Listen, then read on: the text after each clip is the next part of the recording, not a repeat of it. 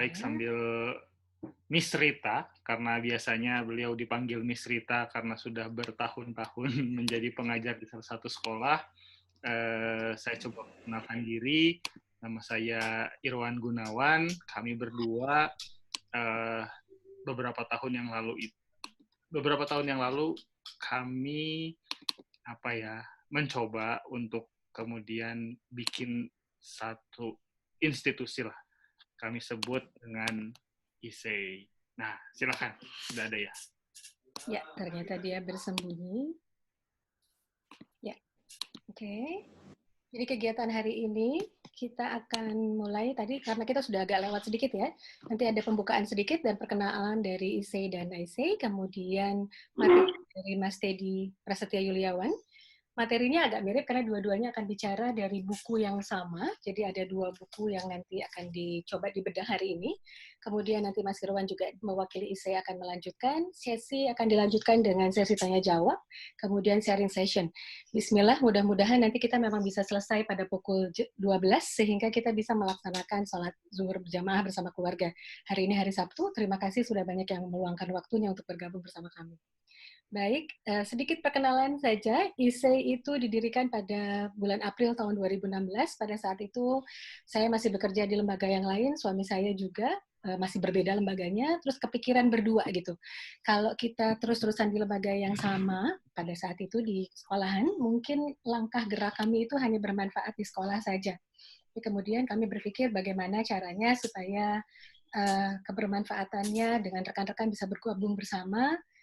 Kami mencoba membuka Indonesia Creative Education Institute itu dengan upaya menjawab kondisi pendidikan dan ekonomi yang membutuhkan terobosan dalam menghasilkan generasi yang mudah-mudahan masa depan, karena prospeknya para generasi muda, dimulai dari anak-anak, mudah-mudahan nanti di kemudian hari mereka tidak hanya pintar secara akademis, tapi juga memiliki keterampilan kreativitas yang tinggi dan kuat.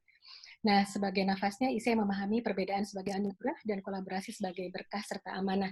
Kami cukup lama berjalan sampai tahun 2018, sharing-sharing untuk guru, kemudian juga untuk anak-anak remaja, dan beberapa sekolah. Tapi kemudian sempat vakum karena kami berdua kemudian bergabung di sebuah lembaga kementerian NGO ya, Siameo, sehingga waktu kami banyak tercurah ke sana, dan yang ini diendapkan. Kemudian 2018, itu bulan April ya, terakhir di ISEI Teaching by Heart yang ke-6, kami mulai vakum. Nah, baru mulai lagi ketika WFH. Ini mungkin anugerah WFH juga, di mana kemudian kami bisa mencoba memulai lagi. Minggu lalu itu acara parenting, kemudian mau niatnya sih parentingnya 2 minggu sekali, kemudian bincang edukasi 2 minggu sekali. Dalam perjalanannya, karena kami merasa kolaborasi itu penting, alhamdulillah ternyata dari Indonesian NLP Society, Mas Teddy mendukung penuh, seperti dulu ketika 2016 juga beliau yang mendukung penuh. Jadi beliau yang menjadi saksi sejarah, alhamdulillah. Kemarin justru dapat lagi ide baru, pengen bikin portal katanya. Kami masih senyum-senyum saja ya. Kemudian alhamdulillah Bu Kapri Anjaya juga dari ISEI approach, dan suatu kehormatan bagi kami karena lembaga Bu Kapri itu jauh lebih well known daripada kami yang hanya seputaran Bandung saja. Alhamdulillah ternyata bisa bekerja sama. Ini program-program kami, kemudian para klien yang pernah kami pegang selama 2016 sampai 2018. Beberapa partner kami itu rata-rata ini untuk Youth Creative Empowerment Program dan Creative Immersion. Jadi kami mengirim siswa itu ke Inggris dan ke Australia untuk mengikuti berbagai macam program di sana. Oke, sepertinya perkenalan dari ISEI sudah cukup ya. Mudah-mudahan nanti kita masih diberikan waktu dan kesempatan dan rezeki, umur, kesehatan untuk bertemu lagi di acara-acara berikutnya. Namun sebelum kita mulai, saya ingin mengenalkan Ibu Dr. Kapri Anjaya dari ISEI. Monggo Ibu. Ibu nanti akan memperkenalkan ISEI itu apa, meskipun mungkin sudah banyak yang tahu, tapi tidak ada salahnya untuk diperkenalkan kembali. Silakan Ibu Kapri. Silakan meng-unmute ya, Bu. Silakan Ibu Kapri untuk di-unmute. Oke. Thank you Mbak Rita, thank you. Terima kasih teman-teman. Apa kabar? Assalamualaikum warahmatullahi wabarakatuh. Waalaikumsalam warahmatullahi wabarakatuh. Oke, langsung saja. IC ini adalah sebuah komunitas pendidik Indonesia yang sebetulnya baru new kids on the block kalau dibandingkan dengan IC. Karena kami berdiri sejak Januari 2019.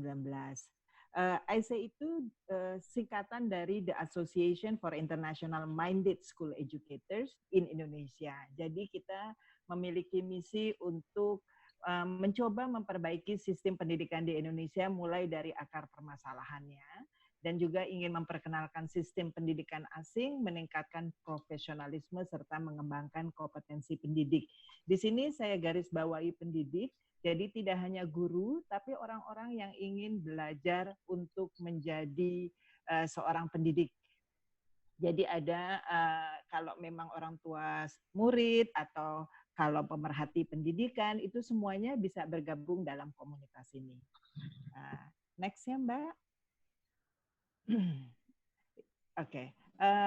IC juga berkeinginan ini menjadi komunitas yang terus berkembang dan kami ingin memastikan semua anggotanya menjadi pembelajar yang seumur hidup dan selalu ingin berbagi, selalu ingin menginspirasi dan menulis untuk meninggalkan warisan ilmunya. Nah, ini kenapa kita mempunyai 4 pilar. Next, karena 4 pilar inilah yang kita ingin semua anggota dari komunitas menjalankan ini. Ini sebetulnya ada Pancasila, UUD, Bhinneka Tunggal Ika, dan NKRI ini ada ditutup tadinya tuh. Ditutup jadi learning, sharing,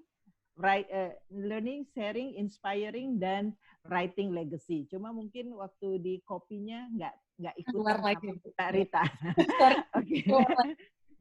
That's okay. Jadi kita ingin pendidik atau semua teman-teman ini ingin berada mengikuti semua 4 pilar ini kalau bergabung dalam komunitas ini. Karenanya kemarin begitu melihat ada Mbak Rita sama Mas Irwan yang eager dengan IC-nya, kami berkolaborasi untuk salah satunya supaya teman-teman yang ada dalam komunitas tetap terus bisa belajar dan tetap terus terinspirasi. Jadi mungkin pagi ini kita akan terinspirasi oleh Mas Teddy dan Mas Irwan untuk ilmu-ilmunya yang akan di-sharing untuk kita semua. Next. Saya rasa itu saja dari IC. Ini kita sudah punya YouTube dan punya Instagram dan punya Facebook. Kalau memang kami akan menghubungi untuk menjadi member karena membernya ini gratis dan kita akan terus selama harus work from home. Kita akan memberikan seminar secara online dan berusaha dalam waktu yang pada saat para pendidik libur, jadi mungkin itu pada Sabtu atau hari Minggu. Terima kasih, saya tunggu teman-teman untuk join dan bergabung di komunitas ini. Terima kasih, wassalamualaikum warahmatullahi wabarakatuh. Waalaikumsalam warahmatullahi wabarakatuh. Terima kasih banyak Ibu Kapri sudah diperkenalkan. Nah, rekan-rekan, kita akan masuk ke sesi yang pertama, yaitu sesi dari Mas Teddy Prasetya Yuliawan. Seperti yang sudah di-share di grup tadi, ada term of reference yang sudah dibagikan. Memang perbincangan hari ini kita akan bahas mengenai salah satu buku. Bukunya ada 2, yang menulisnya itu guru dan murid, ternyata kalau menurut Mas Teddy. Yang kalau kita baca sendiri mungkin kita nggak akan selesai-selesai. Nah, tadi sih sudah pada curhat para pemateri hari ini bahwa mereka sebetulnya bingung dan akan berbagi kebingungannya. Tapi mudah-mudahan memang bisa disimplify. Kami berharap memang ini bisa menjadi sederhana. Nanti kita akan coba share screen dari Mas Teddy. Tapi sebelumnya sambil saya mencari file Mas Teddy, silakan Mas Teddy untuk di-unmute dan coba ngobrol dulu, say hi sama rekan-rekan yang sekarang ada, sudah bergabung hari ini. Silakan Mas Teddy. Baik, makasih. Bismillahirrahmanirrahim. Assalamualaikum warahmatullahi wabarakatuh. Waalaikumsalam warahmatullahi wabarakatuh. Terima kasih Bu Rita, Pak Irwan. Saya nggak bisa menghapuskan panggilan Bu Rita, Pak Irwan ya, karena saya kenal keduanya sebagai guru, jadi entah kenapa tuh bawaannya panggil Pak Bu aja gitu ya. Meskipun umur nggak beda-beda jauh amat sih, tapi tetap lebih tua mereka gitu. Ya nggak usah Minggu lalu udah curhat ininya kan nikah tahun berapa kan. Mas Afri juga thank you banget ya. Kehormatan banget ini saya dengar ceritanya dari Bu Ari. Ini katanya Bu Ari mau gabung juga nih. Jadi saya jadi sebenarnya agak minder nih, kayaknya remah-remah banget yang mau di-sharing pagi ini. Jadi kayaknya hari ini kita punya ada tamu dari UNESCO Indonesia. Iya. Mas Zaki bisa dada-dada kan? Iya, makanya nih lihat profilnya juga educators yang mumpuni semua. Jadi kayaknya sih mudah-mudahan. Terima kasih. Iya, thank you Mas Zaki. Mas Zaki, thank you sudah bergabung. Jadi kayaknya sih mungkin ini ya, ini sekedar apa ya? Ya pancingan lagi lah ya. Dulu kan waktu kita pertama kali mensupport bikin essay juga mancing-mancing aja ya, kerjaan kita mau mancing keributan gitu. Nah sekarang kita pancing-pancing buat bedah buku. Yang awal mulanya cuma pengen saya sama Bu Rita tuh di IG, tapi kemudian kita menunggangi essay sekalian gitu, jadi dimanfaatkan. Tapi nanti di akhir mungkin saya ada satu message lah mungkin terkait dengan kenapa kok idenya adalah bedah buku ya, meskipun tentu kapasitas saya mau bedah juga ya masih jauh ya. Oke, Mas Teddy begitu kira-kira. Nanti ada beberapa poin. Gimana, Bu Rita? Sudah siap-siap?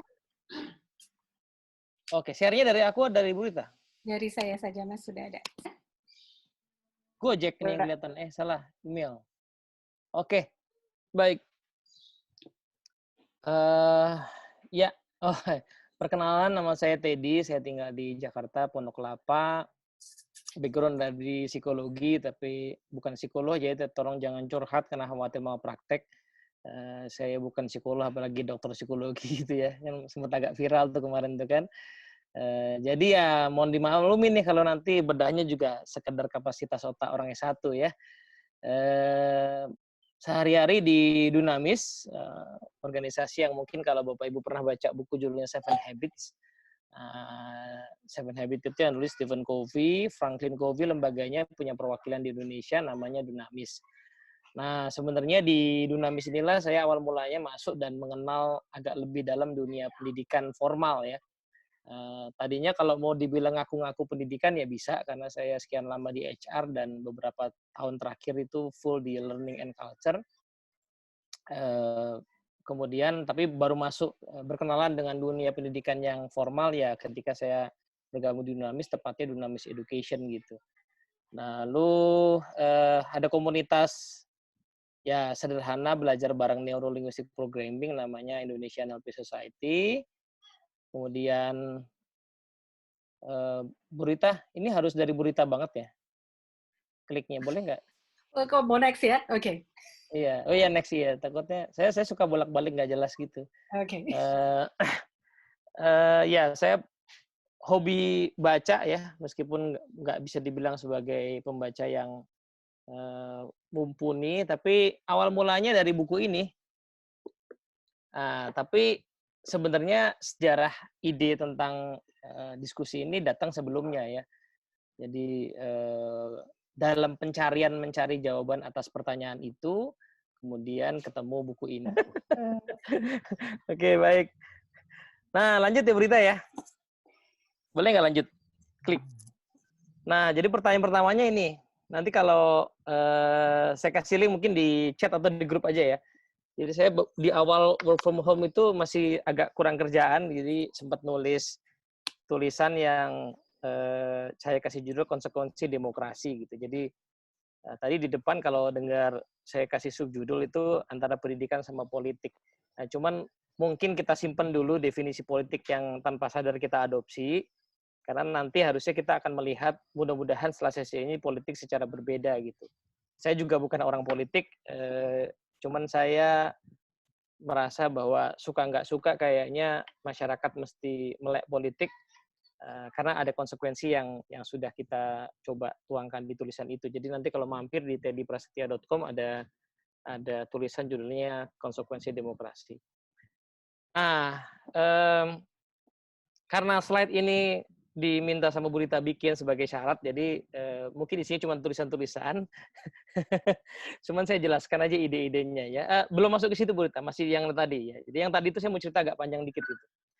Nah, jadi poinnya gini pertama-tama ya, kenapa saya punya pertanyaan yang saya coba tanyakan juga ke beberapa teman-teman yang interaktif di politik, jadi dia tuh ikut partai gitu ya, atau dia mungkin punya pendidikan juga ilmu politik gitu. Saya coba tanyakan pertanyaan ini kok belum sama-sama masih belum terjawab secara definitif gitu. Tapi bisa jadi jawabannya emang nggak pernah definitif juga. Bisa jadi nantinya begitu ya. Tapi pertanyaan saya begini. Saya bingung sama sistem demokrasi gitu ya, yang menghendaki setiap orang itu punya hak untuk berbicara, yang akhirnya diwujudkan dalam sistem misalnya zaman sekarang pemilihan langsung ya. Karena pengalaman saya di korporasi memberikan gambaran bahwa kayaknya agak pesimis kita bisa punya pemimpin yang bagus kalau cara kerjanya kayak sekarang. Saya kasih contoh ya. Di Astra Group saya pernah beberapa tahun di sana, orang naik dari staff menjadi supervisor itu perlu at least 5 tahun sampai 10 tahun. Jadi orang harus sangat sabar di sana itu. Saya nggak terlalu sabar, jadi saya resign duluan begitu. Nah, dan itu pun pendidikannya luar biasa. Jadi betul-betul minimal dia harus nangani 2 bagian di rumpunnya dia. Setelah 2 bagian rumpunnya dia akan menjadi acting. Itu nama calon pemimpin itu banyak tuh. Misalnya ada jabatan manajer gitu ya. Nanti ada jabatan deputy manager, associate manager, itu sebenarnya cara untuk memastikan nih orang kira-kira layak apa enggak gitu loh. Jadi ada proses pendidikan yang sangat panjang untuk even menjadi supervisor. Nanti naik ke manajer begitu lagi, naik ke GM begitu lagi, panjang sekali ya. Program pendidikan untuk manajer itu bisa trainingnya 2 minggu, seleksinya nggak usah ditanya, habis itu 6 bulan project dipantau, panjang sekali perjalanan. Lalu kita tiba-tiba melihat ada orang yang kepilih jadi wali kota, jadi gubernur. Kita nggak pernah tahu pendidikannya apa, kita nggak pernah tahu bagaimana mereka di-develop, kita nggak pernah tahu dari mana asal-usulnya. Sesuatu yang impossible itu terjadi di korporasi. Jadi nggak mungkin hal kayak gitu make sense, itu nggak mungkin gitu. Jadi lalu kemudian gimana ceritanya kalau gitu kita bisa, padahal ya kalau dilihat ya kota yang paling kecil saja kayaknya skupnya pasti lebih gede daripada perusahaan gede. Perusahaan besar itu paling karyawan berapa sih? 10.000 misalnya ya. Nah, satu kota jelas lebih dari 10.000 ya kan. Artinya kompleksitas berpikir untuk memimpin sebuah kota itu luar biasa gitu. Tapi kita nggak melihat ada sebuah sistem yang kita bangun di negara ini untuk menyiapkan orang itu jadi leader. Jadi kalau kita bingung sekarang lihat di TV, di ELC gitu ya, para politisi ngomong kok bingung nih isinya apa sebenarnya gitu. Ya karena memang yang kita lihat bukan orang-orang yang di-develop dengan sebuah sistem yang baik gitu. Ini enak ya kalau komentator, enak banget ngomong gini ya. Komentar aja gitu.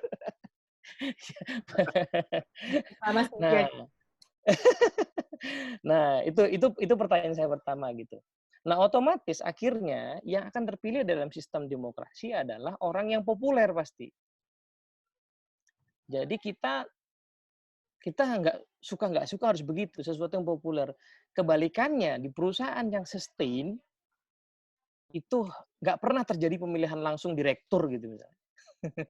Yuk kita bikin pemilu direktur 5 tahun ke depan gitu, nggak ada. Ya. Jadi istilah memilih leader dengan popularitas itu di organisasi sekecil perusahaan saya tidak pernah terjadi.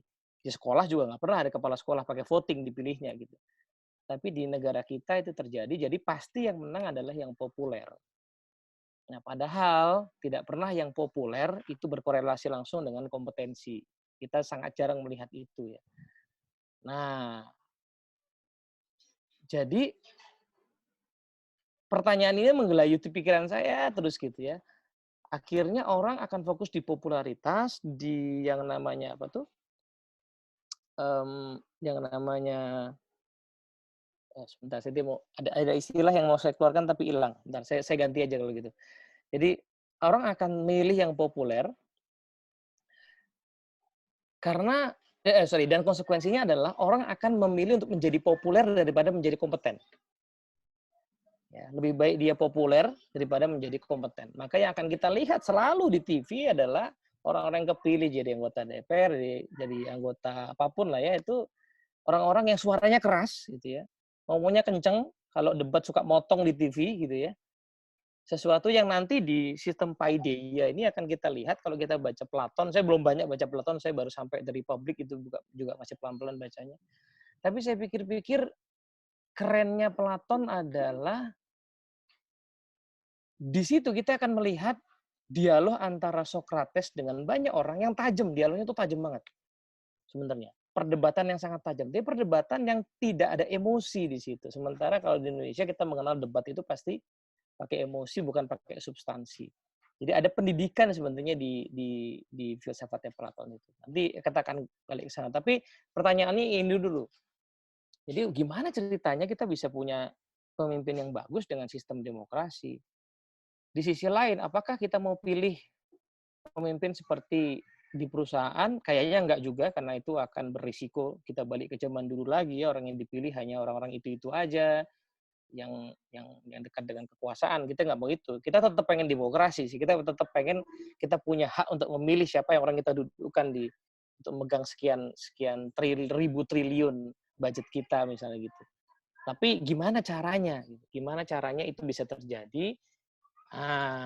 Kemudian pertanyaan itu tidak terjawab sampai sekarang, belum terlalu terjawab. Lalu kemudian agak sedikit terjawab sebelum saya nemu buku ini.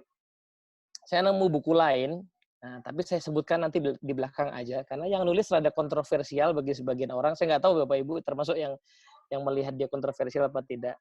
Nanti aja di belakang jadi ya. Karena bukunya bagus sekali ya. Bukunya mencoba menganalisis 3 aspek. Jadi dia menganalisis negara, dia menganalisis sebelum negara itu ternyata kemudian namanya pasar nanti. Kemudian tapi intinya adalah bicara soal rakyat. Jadi semuanya memang bermula dari rakyat. Nah, kalau diklik Bu Rita, diklik slide selanjutnya, pada akhirnya pada saat saya sementara ini menelusuri pertanyaan tadi, kegalauan tadi, terus kok ya ujung-ujungnya pada akhirnya kita memang harus bicara pendidikan. Tapi mungkin saya akan coba di sini sebisa kemampuan saya untuk pendidikan mestinya kita extend definisi dan lingkupnya menjadi sangat luas. Sebagai contoh, kemarin sore saya posting video on becoming a trainer. Mudah-mudahan jadi sumbangan kecil untuk dunia training. Karena tidak banyak trainer yang seperti saya, yang profesional, yang menarik bayaran gitu ya. Tapi merasa dirinya sebagai guru. Padahal yang digugu dan ditiru ya. Padahal trainer itu punya potensi yang luar biasa untuk masuk dalam dunia pendidikan ketika orang-orang di dunia itu tidak lagi pengen masuk sekolah formal. Yaitu orang-orang yang ada di dunia korporasi gitu misalnya. Nah, jadi ujung-ujungnya kok kayaknya kita mesti bicara pendidikan. Juga pendidikan yang lebih luas lagi, yang sudah dirintis minggu lalu ya, diskusi soal parenting, ini juga sesuatu yang kayaknya mesti jadi sesuatu yang sangat serius. Nah, tapi ujung-ujungnya adalah soal pendidikan. Kenapa? Karena pada akhirnya politik itu hanya cara supaya masyarakat teratur, maka dia harus diisi dengan orang-orang yang well educated gitu ya. Yang di artikel yang saya tulis itu salah satu poinnya adalah demokrasi itu baru bisa aman ketika salah satu yang dimiliki oleh masyarakat adalah critical thinking. Critical thinking definisinya adalah dalam arti yang agak lebih kompleks, saya sengaja pakai istilah ini nih, masyarakat yang jadi filsuf gitu. Ya, karena filsuf itu berasal dari kata filosofi ya, gitu, pencinta kebijaksanaan gitu ya. Maka demokrasi akan berjalan ketika semakin banyak masyarakat yang mencintai kebijaksanaan. Nanti di belakang saya akan bahas poin itu. Karena nanti hanya masyarakat yang mencintai kebijaksanaanlah yang akan milih pemimpin yang kayak gitu. Itu satu. Di satu sisi itu ya. Kita hanya akan tertarik dengan pemimpin yang begitu. Kita tidak akan tertarik dengan pemimpin yang hanya bersuara keras tanpa isi.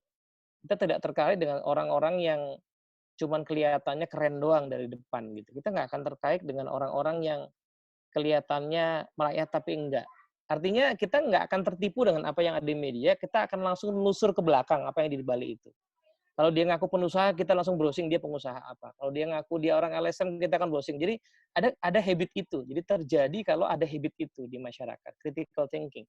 Kita tidak menerima begitu saja apa yang ditawarkan, disodorkan oleh media. Gitu. Definisi media juga sekarang harus diperluas ke media sosial ya.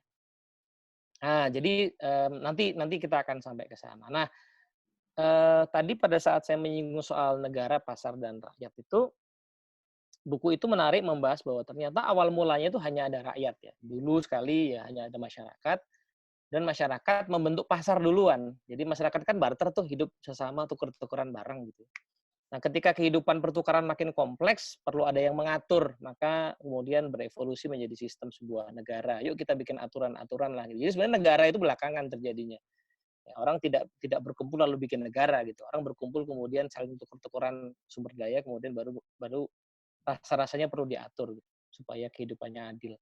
Nah, artinya semuanya bicara soal rakyat, semuanya bicara soal bagaimana masyarakat itu akhirnya perlu punya kompetensi yang sama untuk melahirkan pemimpin yang bisa memimpin mereka dengan baik. Gitu. Jadi ini sisi yang kedua. Tadi sisi yang pertama, masyarakat mesti terdidik untuk berpikir kritis supaya melihatnya tidak hanya permukaan, melihatnya ke dalam, di kedalaman kebijaksanaan seseorang.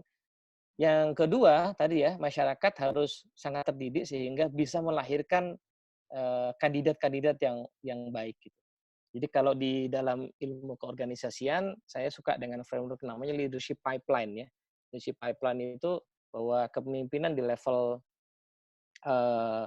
korporasi itu ngalir dari bawah, dari supervisor, manajer gitu ngalir. Nah, stok di bawah ini mesti banyak dan bagus supaya stok di atas nanti juga terjamin.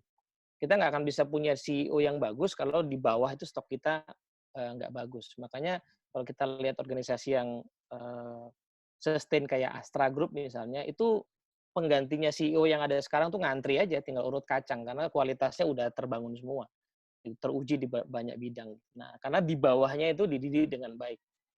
Nah, jadi kayaknya begitu sih, gitu ya. Baik. Oke, mari kita lanjut, Bu Rita. Nah, ini tadi ya. Jadi masyarakat tadinya membentuk pasar, kemudian membentuk juga negara. Gitu. Tapi untung ujung-ujungnya adalah memang intinya adalah mendidik masyarakat. Gitu. Oke, boleh kita lanjutin lagi. Nah, pertanyaannya sekarang terus operasionalnya gimana? Ini gambarnya agak berantakan ya. Boleh nggak kalau pakai slide-ku aja, Bu Rita? Biar agak indah sedikit gitu. Tadi soalnya beda platform kayaknya ya. Benar ya, Mas? Atau Mas Kalau boleh. Mas sambil cerita dulu ya. Aku Oh stop. iya, boleh. Oke. Ya. Aku sambil buka. Oke. Jadi sekarang operasionalnya gimana? Kalau ujung-ujungnya adalah kita mesti mendidik masyarakat, which is kita ada di dalamnya. Operasionalnya, realnya gimana? Nah, maka kita coba bedah sedikit dengan model yang sederhana ya, karena keterbatasan pemahaman saya. Jadi ini boleh, saya udah boleh share nih, belum ya? Oh belum. Oke, jadi kalau dilihat di gambar yang tadi sempat kita lihat, nanti saya tampilkan lagi. Masyarakat itu kan ya kumpulan orang. Berarti realnya adalah kumpulan dari perilaku orang-orang. Atau lebih dalamnya lagi kumpulan dari kebiasaan orang-orang. Karena bukan hanya perilaku yang sekali dua kali, tapi itu jadi sebuah kebiasaan, baru kita bisa mengatakan itu sebuah masyarakat yang sama. Makanya konsep masyarakat juga akhirnya tidak hanya bicara soal orang yang ngumpul secara fisik ya. Kita bisa lihat sebuah organisasi yang menyebut dirinya society ya, Indonesia NLP Society misalnya gitu ya, masyarakat NLP Indonesia. Padahal orangnya nggak ngumpul setiap saat ya, tapi ide-idenya ngumpul, pemikirannya ngumpul, dialognya ngumpul gitu di sebuah grup WhatsApp, di sebuah grup Facebook gitu, di forum-forum begini itu berkumpul sehingga menjadi masyarakat. Artinya ada habits ya, ada habits yang terbentuk. Mas, kalau mau share silakan, Mas. Boleh ya, oke sip, Bismillah.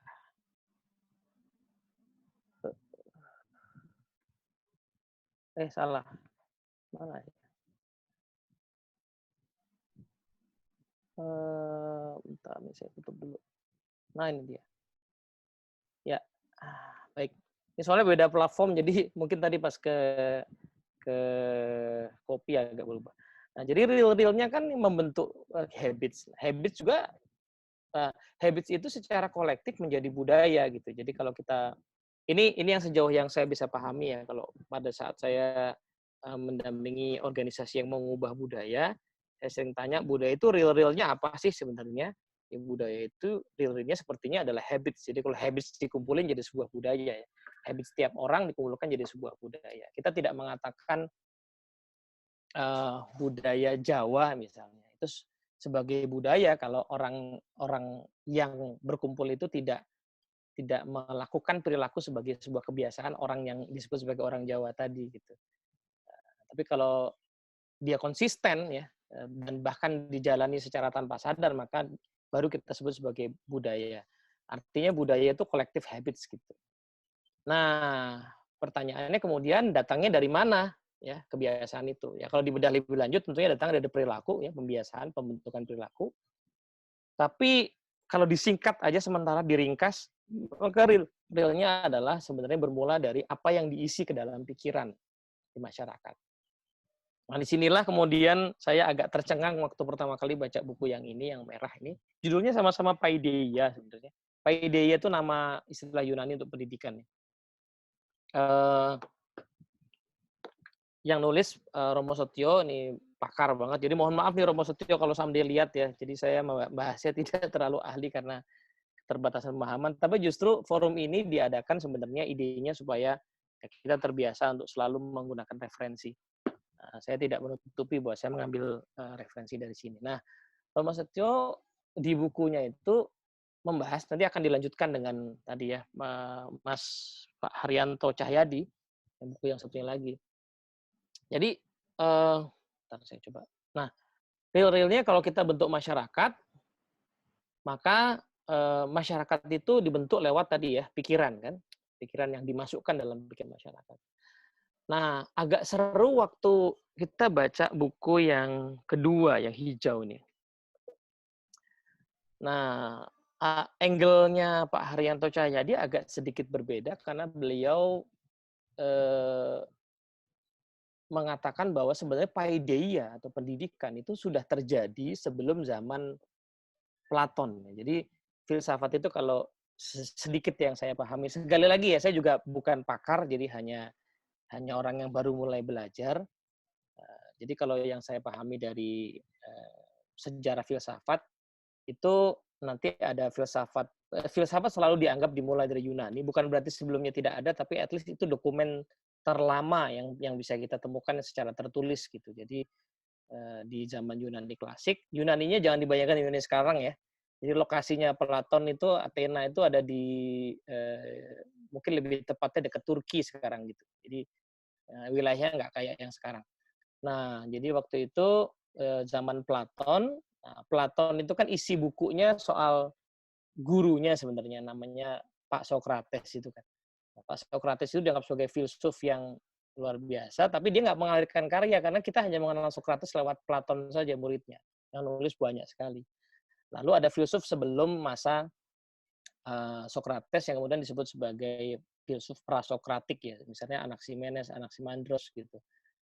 Thales gitu. Thales yang dianggap paling tua dokumen yang berhasil ditemukan. Nah, tapi sebenarnya paideia atau pendidikan, jadi keunikan Yunani itu adalah mereka sudah membentuk sistem pendidikan. Tapi menariknya yang menurut Pak Haryanto bukan di momen ketika tadi ya, filsuf prasokrates itu. Jauh sebelum itu sudah ada, cuman angle-nya agak beda. Jadi ada yang ditelusuri di sini dibandingkan sebelum masuk ke dalam paideia-nya Platon. Pak Haryanto membahas dulu soal paideia ala Homeros ya. Homeros lah ya. Homeros itu karyanya masih bisa kita nikmati sekarang ya. Kalau pernah nonton film Troy gitu ya. Itu kan ceritanya tentang apa namanya Achilles gitu ya. Nah, itu datang dari karya-karya Homeros. Jadi Homeros adalah penulis yang menulis banyak sekali lakon-lakon drama klasik Yunani. Yang tadinya sebelum saya baca buku ini saya pikir itu hanya ya drama klasik Yunani gitu ya. Sebagaimana drama pada umumnya. Ternyata drama itulah yang sebenarnya membentuk masyarakat, karena hiburan itu sekaligus juga pendidikan bagi masyarakat. Nah, di titik bahasan itu saya langsung termenung panjang karena, ini saya sampai merinding nih pas ngomong begini. Ini masih terjadi sampai sekarang loh. Kita tuh dididik oleh hiburan gitu. Coba lihat jam penggunaan TV atau penggunaan YouTube kita atau anak-anak kita coba. Paling banyak buat apa gitu. Ya kan? Kalau nggak dipaksa dengan school from home ya, ada tontonan gurunya ngajar, itu kayaknya pasti TV semua yang ditonton ya. Dan kita sediakan itu dengan berbagai macam channel. Jadi sebenarnya sampai sekarang masih ada masyarakat itu dididik lewat hiburan. Zaman dulu belum ada TV, jadi lewat drama-drama gitu yang dipentaskan. Nah, kemudian masuk ke era berikutnya, era yang beliau sebut sebagai era sofistik ya. Sofistik itu bukan sufi ya, tapi sofistik itu sebuah filsafat yang nanti akan menjadi dasar dari retorika ya. Jadi ada kaum sofis namanya, kaum yang menggunakan logika. Dan singkat cerita gini lah, ini filsafat yang intinya ngajakin kita berpikir serba relatif lah gitu. Segala-galanya itu relatif gitu ya. Jadi karena kekuatan argumentasi itu segala-galanya yang benar itu nggak betul-betul benar ya, selalu ada sudut pandang lain lagi, pandangan begitu. Yang sampai sekarang pun masih ada ya. Jadi orang-orang yang intelektual tapi menggunakan inteleknya untuk berargumentasi dan memain-mainkan pikiran masyarakat itu sampai sekarang masih ada gitu. Jadi Platon mengkritik dua paideia itu ya, karena sofistik itu ada baiknya juga, tapi sisi negatifnya adalah, saya mau bahas sisi negatifnya yang dulu, yang pertama yang Homeros. Homeros tadi sisi negatifnya adalah, sementara pertunjukan itu mendidik masyarakat, masalahnya adalah yang diceritakan itu mitos-mitos yang mitosnya tentang para dewa, which is itu menjadi role model bagi manusia, tapi masalahnya adalah kelakuan para dewa tuh kok rada kadang-kadang nggak layak ditiru gitu ya. Para dewa yang berebut kekuasaan, para dewa yang turun ke dunia mohon maaf kemudian ya macam-macam lah ya cerita-ceritanya itu rada nggak layak kalau sebenarnya kalau kita bayangkan itu didengarkan oleh anak-anak kecil ya. At least bagi kita orang Indonesia gitu. Jadi kayaknya kok ada unsur-unsur mitologi yang rada kurang pas. Nah, itu kritik pertama terhadap itu. Tapi tidak bisa dipungkiri bahwa entertainment itu memang punya kekuatan luar biasa untuk mendidik masyarakat. Nah, kaum sofistik tadi di sisi yang lain tidak bermain di mitologi tapi bermain di argumen-argumen logika tadi, yang mereka dulu mendidik para politisi. Jadi orang-orang tuh supaya kepilih gitu ya, dididik dengan kemampuan bicara, retorika oleh para kaum sofis ini. Yang kayaknya sampai sekarang juga masih ada ya. Sampai sekarang kita masih lihat di TV debat-debat politik itu isinya orang-orang yang bersilat lidah gitu ya, yang tapi kita nggak merasakan kebijaksanaan di situ. Nah kemudian, maka dari itu Platon menawarkan sebuah pendidikan yang berbeda gitu. Jadi Platon dikisahkan adalah murid dari Aristoteles. Kebalik. Platon adalah murid dari Socrates. Yang kita memang hanya tahu Socrates itu dari Platon ya. Jadi nggak ada perdebatan apakah betul-betul. Tapi intinya adalah filsafat di era Platon, Socrates dan seterusnya itu filsafat yang betul-betul mengajak untuk mendidik pikiran. Jadi beliau membagi, nanti saya akan... Mas Teddy? Yes? 5 menit lagi ya? Oh gitu? Masih banyak loh ini, Mbak. Nanti kita akan banyakkan diskusi soalnya. Oke. Jadi gini, singkat cerita gini. Jadi Pak Platon ini membagi jiwa manusia. Nah, ujungnya ini yang membagian saya sebagai orang psikologi ya. Jadi pendidikan kayaknya harus banyak belajar psikologi. Jadi beliau membagi jiwa menjadi 3 tahapan ini. Yang pertama dibilang jiwa yang bagiannya epitumia. Epitumia itu urusan pinggang ke bawah gitu ya. Perut ke bawah lah. Nah, nafsu perut ke bawah gitu. Nah, kemudian tumos itu bagian dada sini. Ini jiwa bagian yang bicara soal kebanggaan, pride gitu. Kemudian logistikon ya, logika. Nah, memang terkesan bahwa Platon ini membagi ini 3 karena mau menyesuaikan dengan 3 klaster masyarakat yang ada di saat itu. Jadi ada klaster yang namanya klaster para pebisnis, yang memang berbisnis untuk menghidupi dirinya ya, jadi memang dia perlu epitomia gitu, perlu nafsu yang bagian perut ke bawah. Nah, tapi kemudian ada juga orang-orang yang karena di era itu masih perlu berperang gitu ya, banyak berperang, maka orang-orang yang perlu punya keberanian, Andreia namanya, itu bagian jiwa yang namanya tumos gitu. Nah, para pemimpin should be adalah orang yang tetap dia pasti punya dua yang di bawah, tapi dia harus kuat di area logistik, area pikiran dan kebijaksanaannya nanti.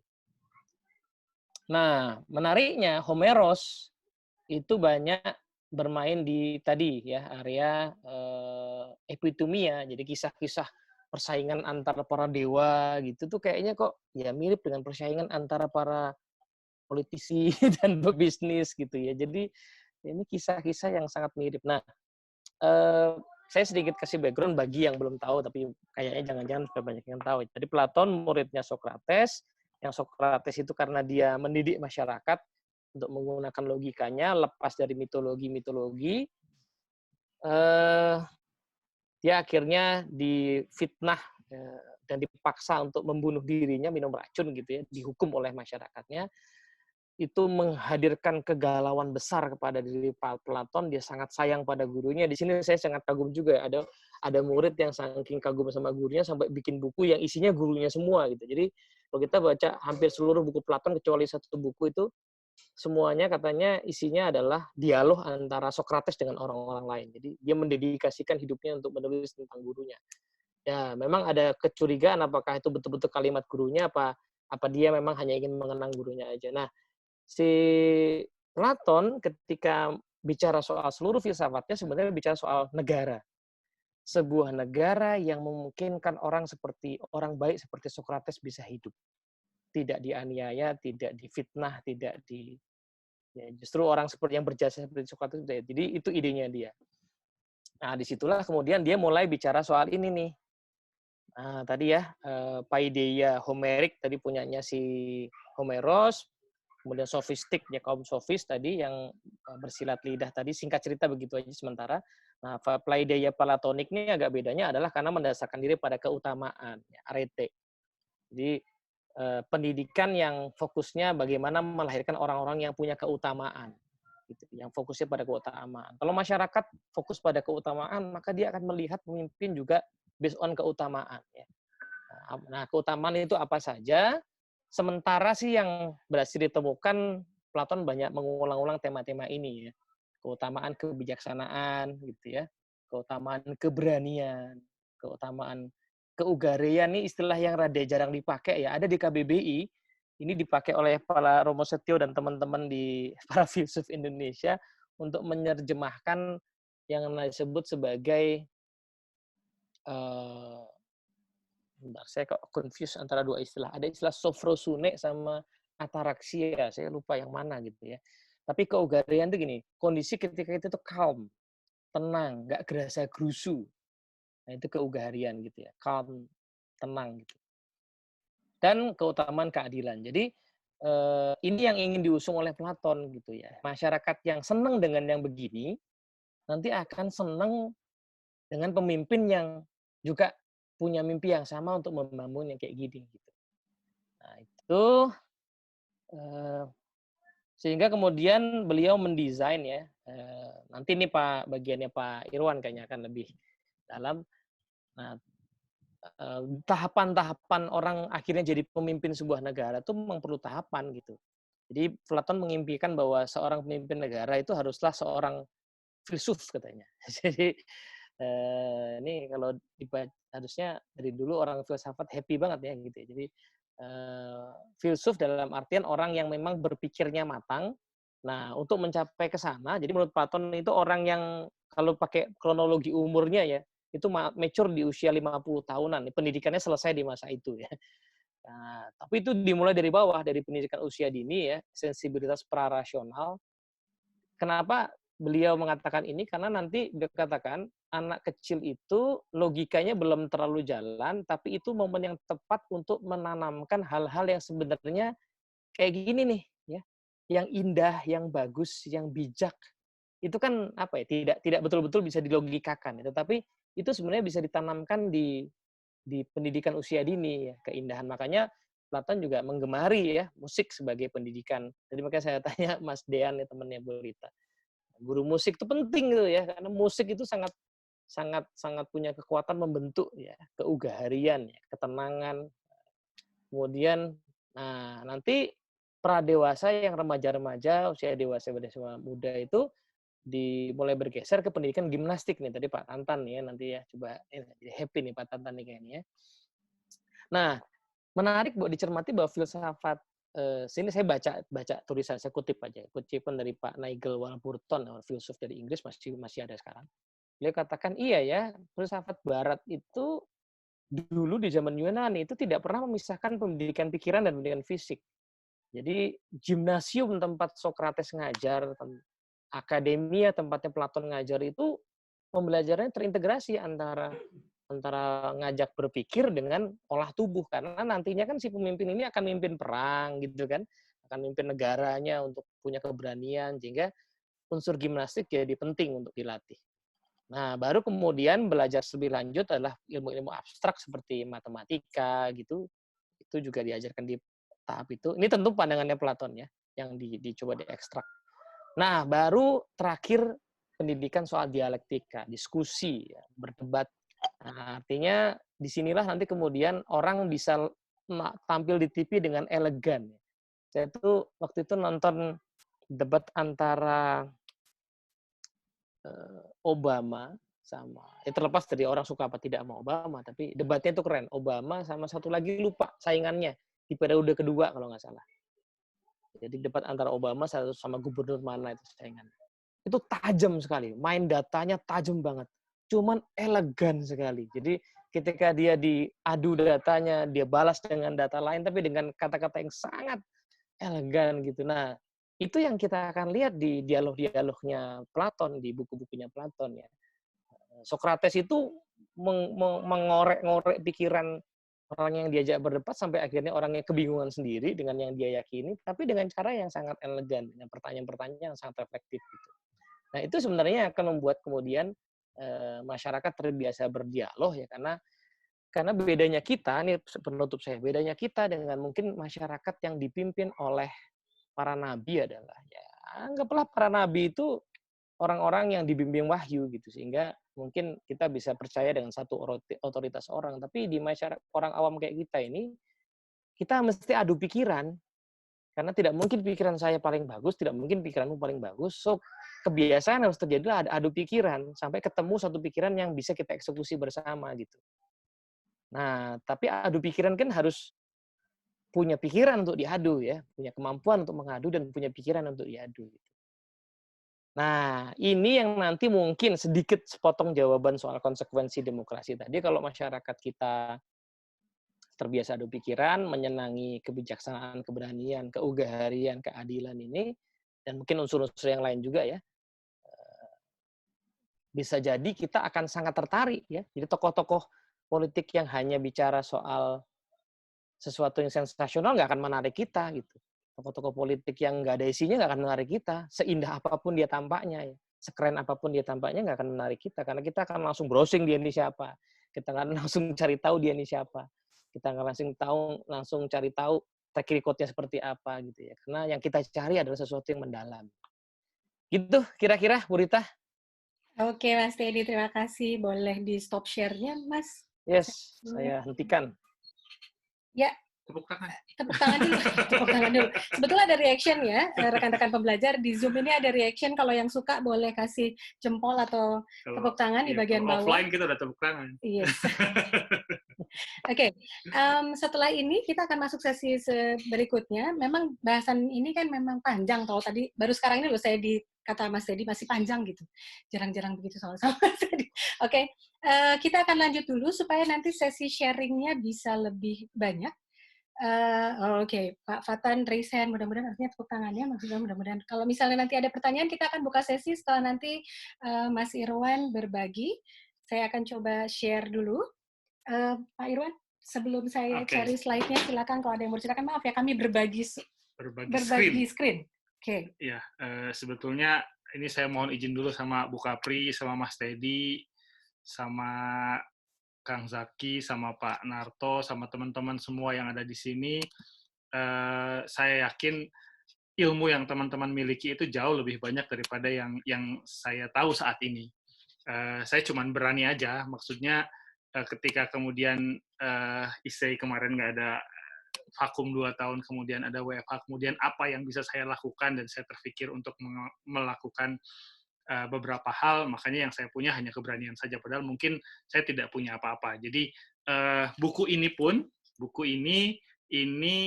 baru saya baca beberapa hari yang lalu. Terima kasih banyak Mas Teddy. Karena hal ini saya jadi baca banyak hal, dan alhamdulillahnya ternyata dalam waktu singkat ya ada beberapa hal yang bisa saya dapat gitu barangkali. Jadi mungkin itu tipikal saya. Kalau di NLP kita ada meta program, kalau saya mesti di-push, didorong, kemudian bisa jalan barangkali.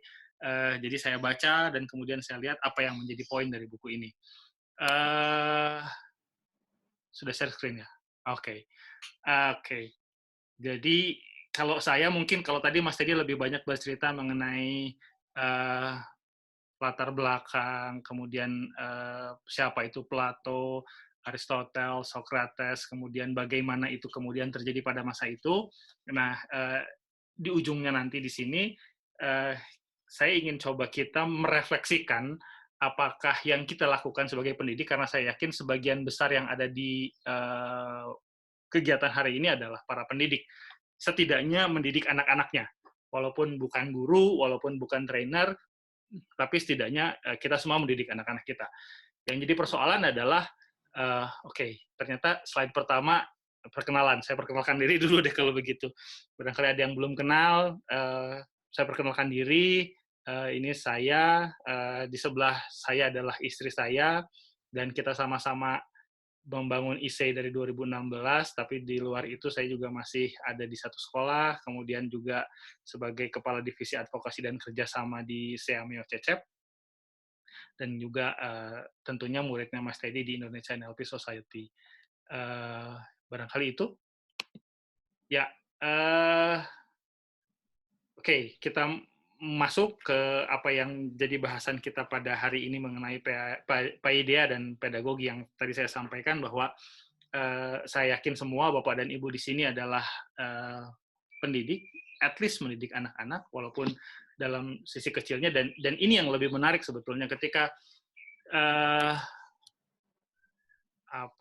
sebutan atau panggilan atau apapun itu namanya, itu menjadi banyak gitu. Dulu barangkali ketika kita memanggil guru itu sebagai sebuah panggilan yang sangat dihormati, disegani. Katakanlah di awal-awal kemerdekaan atau sebelum kemerdekaan, ketika ada anaknya Pak Guru atau disebut dengan Pak Guru, itu kan betul-betul orang yang sangat dihormati gitu. Karena dia memberikan contoh, dia memberikan model, dia memberikan tauladan. Semakin berkembang ilmu dan pengetahuan, ada kotak-kotak, ada guru, ada pendidik, ada tutor, ada pamong, ada trainer. Padahal fungsi atau apa yang mereka lakukan sebetulnya kan sama, mentransfer atau melakukan sebuah pembiasaan, melakukan sebuah pembudayaan pada sebuah masyarakat. Nah, PAIDEA ini adalah sebuah pengkondisian masyarakat pada saat itu, tadi sudah diceritakan oleh Mas Teddy, untuk menjadi pemimpin pada sebuah polis atau pada sebuah negara. Gitu. Dan secara makna PAIDEA adalah pendidikan yang secara umum merujuk pada kebudayaan. Tadi Mas Teddy juga sudah sebutkan bahwa budaya itu hasil dari pemikiran. Pemikiran itu hasil dari transfer yang diberikan oleh guru lah, oleh pendidik lah, oleh pamong lah, oleh tutor, oleh siapapun itu. Kemudian itu yang diberikan. Tapi semakin kita mengkotakkan, semakin kita mengklasifikasikan, maka kita akhirnya ada pada masyarakat yang terkotak-kotak. Itu satu pemikiran bagi kita semua, mungkin nanti di akhir kita bisa sharing bersama-sama. Kemudian apa bedanya PAIDEA dan pedagogi gitu? Ketika PAIDEA dimaknai oleh pendidikan, maka orang-orang yang kemudian berkecimpung di dunia pendidikan mestinya mengenal apa itu pedagogi gitu. ada ilmu-ilmu pedagogi, ilmu-ilmu pendidikan. Tapi kemudian berkembang lagi, ada ilmu-ilmu andragogi, ada ilmu-ilmu hetagogi. Sesuatu hal yang kemudian ilmunya semakin berkembang, tetapi kita jauh dari esensi pendidikan itu sendiri. Kalau melihat dari apa yang disampaikan oleh Mas Teddy tadi mengenai kondisi Paideia atau mengenai kondisi pendidikan di zamannya Plato, itu kan disampaikan mengenai bagaimana mitos, legenda, dongeng, dan sebagainya diceritakan. Nah, itu nanti akan diceritakan pada pendidikan masa anak-anak. Mungkin next slide-nya. Nah, masuk ke sini. Bahwa konsep Paideia Plato, tadi disebutkan Mas Teddy, ada 4. Ini saya tidak masukkan pendidikan lanjut, tapi saya masukkan pendidikan lanjut kepada pendidikan tinggi. Bahwa ada pendidikan anak, ada pendidikan pradewasa, kemudian ada pendidikan tinggi. Ini menarik. Pendidikan anak dituliskan oleh Pak Andi di buku ini, disebutkan di sana sampai dengan usia 17 tahun. Jadi kalau di kita ada PAUD, ada SD, ada SMP, ada SMA, ternyata kalau di konsepnya Paideia-nya Plato itu masih dalam pendidikan anak, dan yang diajarkan di situ adalah pendidikan mengenai sensibilitas atau kepekaan. Bagaimana tadi Mas tadi sebutkan musik, bagaimana dongeng, bagaimana seni ini mengasah rasa. Nah, ini yang penting. Mungkin kita semua sekarang sudah agak kurang ya di zaman milenial gitu. Ketika anak-anak baru lahir kemudian dinyanyikan, didendangkan, kemudian kalau zaman dulu ada kidung-kidung barangkali, ada pupuh kalau di Sunda. Ini hal-hal yang sebetulnya zaman dulu sudah dilakukan oleh orang tua kita. Bagaimana kita diberikan rasa, kita diberikan kepekaan, kita diberikan sensibilitas. Karena ini awal dari kebijakan. Ketika kita tidak bisa merasa, ketika kita bisa peka, maka yang terjadi adalah ketidakadilan. Kalau merujuk pada Plato, konsepnya Plato. Begitu. Sehingga pada masa anak-anak ini yang dilakukan oleh Plato saat itu adalah bagaimana di pendidikan anak yang sampai dengan 17 tahun, jadi ini cukup panjang, cukup lama, hanya tidak disebutkan dimulai di berapa usia mereka memulai pendidikan. Saya coba cari-cari dan masih belum ketemu, mungkin Mas Teddy mungkin sudah nemu, tapi yang saya pahami dari buku ini bahwa pendidikan anak di eranya Plato itu kurang lebih sampai dengan 17 tahun. Nah, itu yang diberikan. Bagaimana kita memberikan banyak sekali hal-hal terkait dengan kepekaan, mengasah indera, mengasah rasa. Sementara saat ini, mulai dari PAUD, itu sudah diajari dengan hal-hal yang sifatnya akademis, yang sifatnya ilmu, betul-betul ilmu. Begitu. Sedikit. Nah, terima kasih.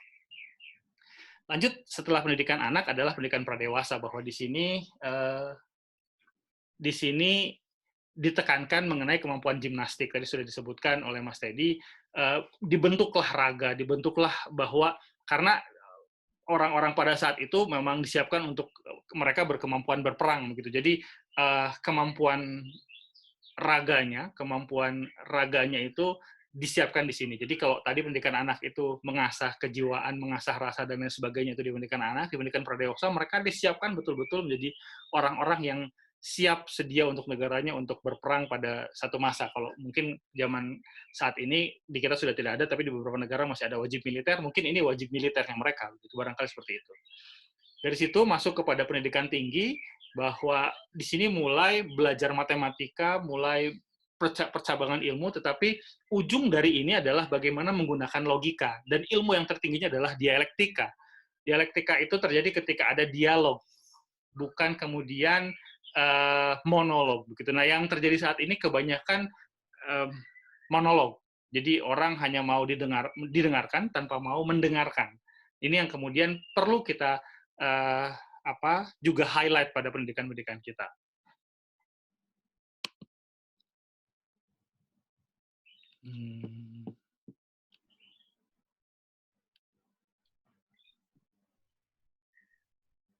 Oke, next. Agak hening ya, saya jadi agak kayak berbicara sendiri.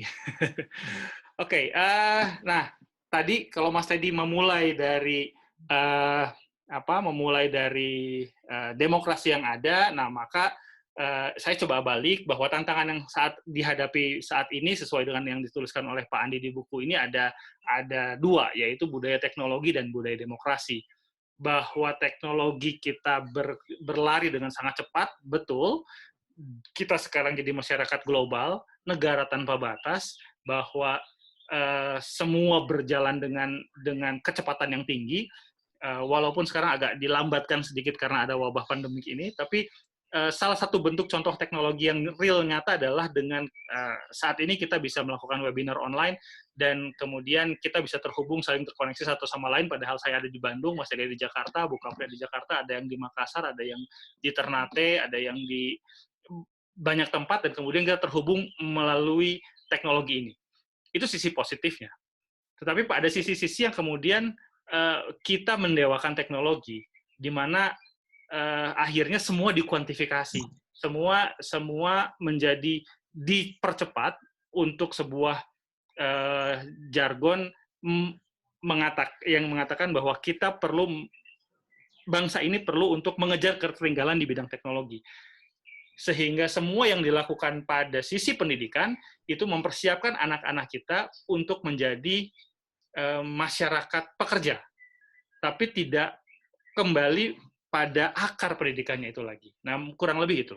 Kemudian yang kedua adalah budaya demokrasi.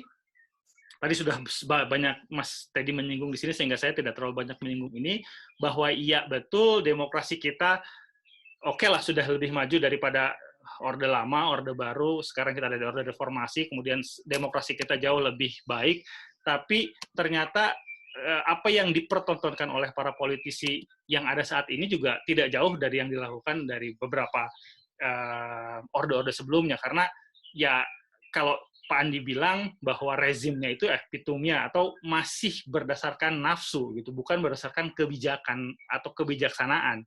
Sehingga siapapun yang berkuasa itu mereka nafsu untuk menguasai kekuasaannya itu luar biasa. Sehingga mereka menghalalkan berbagai macam cara dan melupakan apa yang menjadi poin penting dari Undang-Undang Dasar 45, yaitu mensejahterakan kehidupan bangsa. Nah, itu yang kemudian menjadi penting. Saya yakin ini yang terakhir, slide saya. Kita akan coba lihat poin refleksi kita kemudian, bahwa tadi disebutkan ada beberapa poin-poin yang sudah disampaikan oleh Mas Teddy dan juga tadi sedikit. Kemudian kita merefleksikan bagaimana proses pembelajaran yang terjadi di sekolah-sekolah, bagaimana proses pembelajaran yang terjadi mulai dari PAUD sampai dengan pendidikan tinggi. Kita terjebak pada standarisasi pendidikan, sertifikasi, apapun lah itu namanya, begitu. Tapi kemudian kita melupakan esensi dari pendidikan itu sendiri, bagaimana memanusiakan manusia, sehingga ketika pandemik ini terjadi, 2 juta orang ter-PHK, kemudian pemerintah mengeluarkan kartu prakerja, yang kemudian dengan kata lain bahwa ketika tidak ada pekerjaan maka selesailah kehidupan, begitu. Nah, ini yang mungkin kita perlu merefleksikan lagi, bahwa apakah memang itu yang menjadi tujuan kita, bahwa kita mencetak sedemikian banyak peserta didik itu hanya untuk menjadi pengisi industri-industri yang ada, atau hal yang lain. Barangkali ini yang kemudian menjadi pertanyaan kita semua yang untuk nanti kita diskusikan. Kemudian mengenai kualifikasi, mengenai kerangka kompetensi, hampir semua ada karena distandarisasikan tadi. Sehingga proses pendidikan hanya bertujuan untuk menyelesaikan jenjang, kemudian mendapatkan sertifikat atau ijazah, dan setelah itu selesai.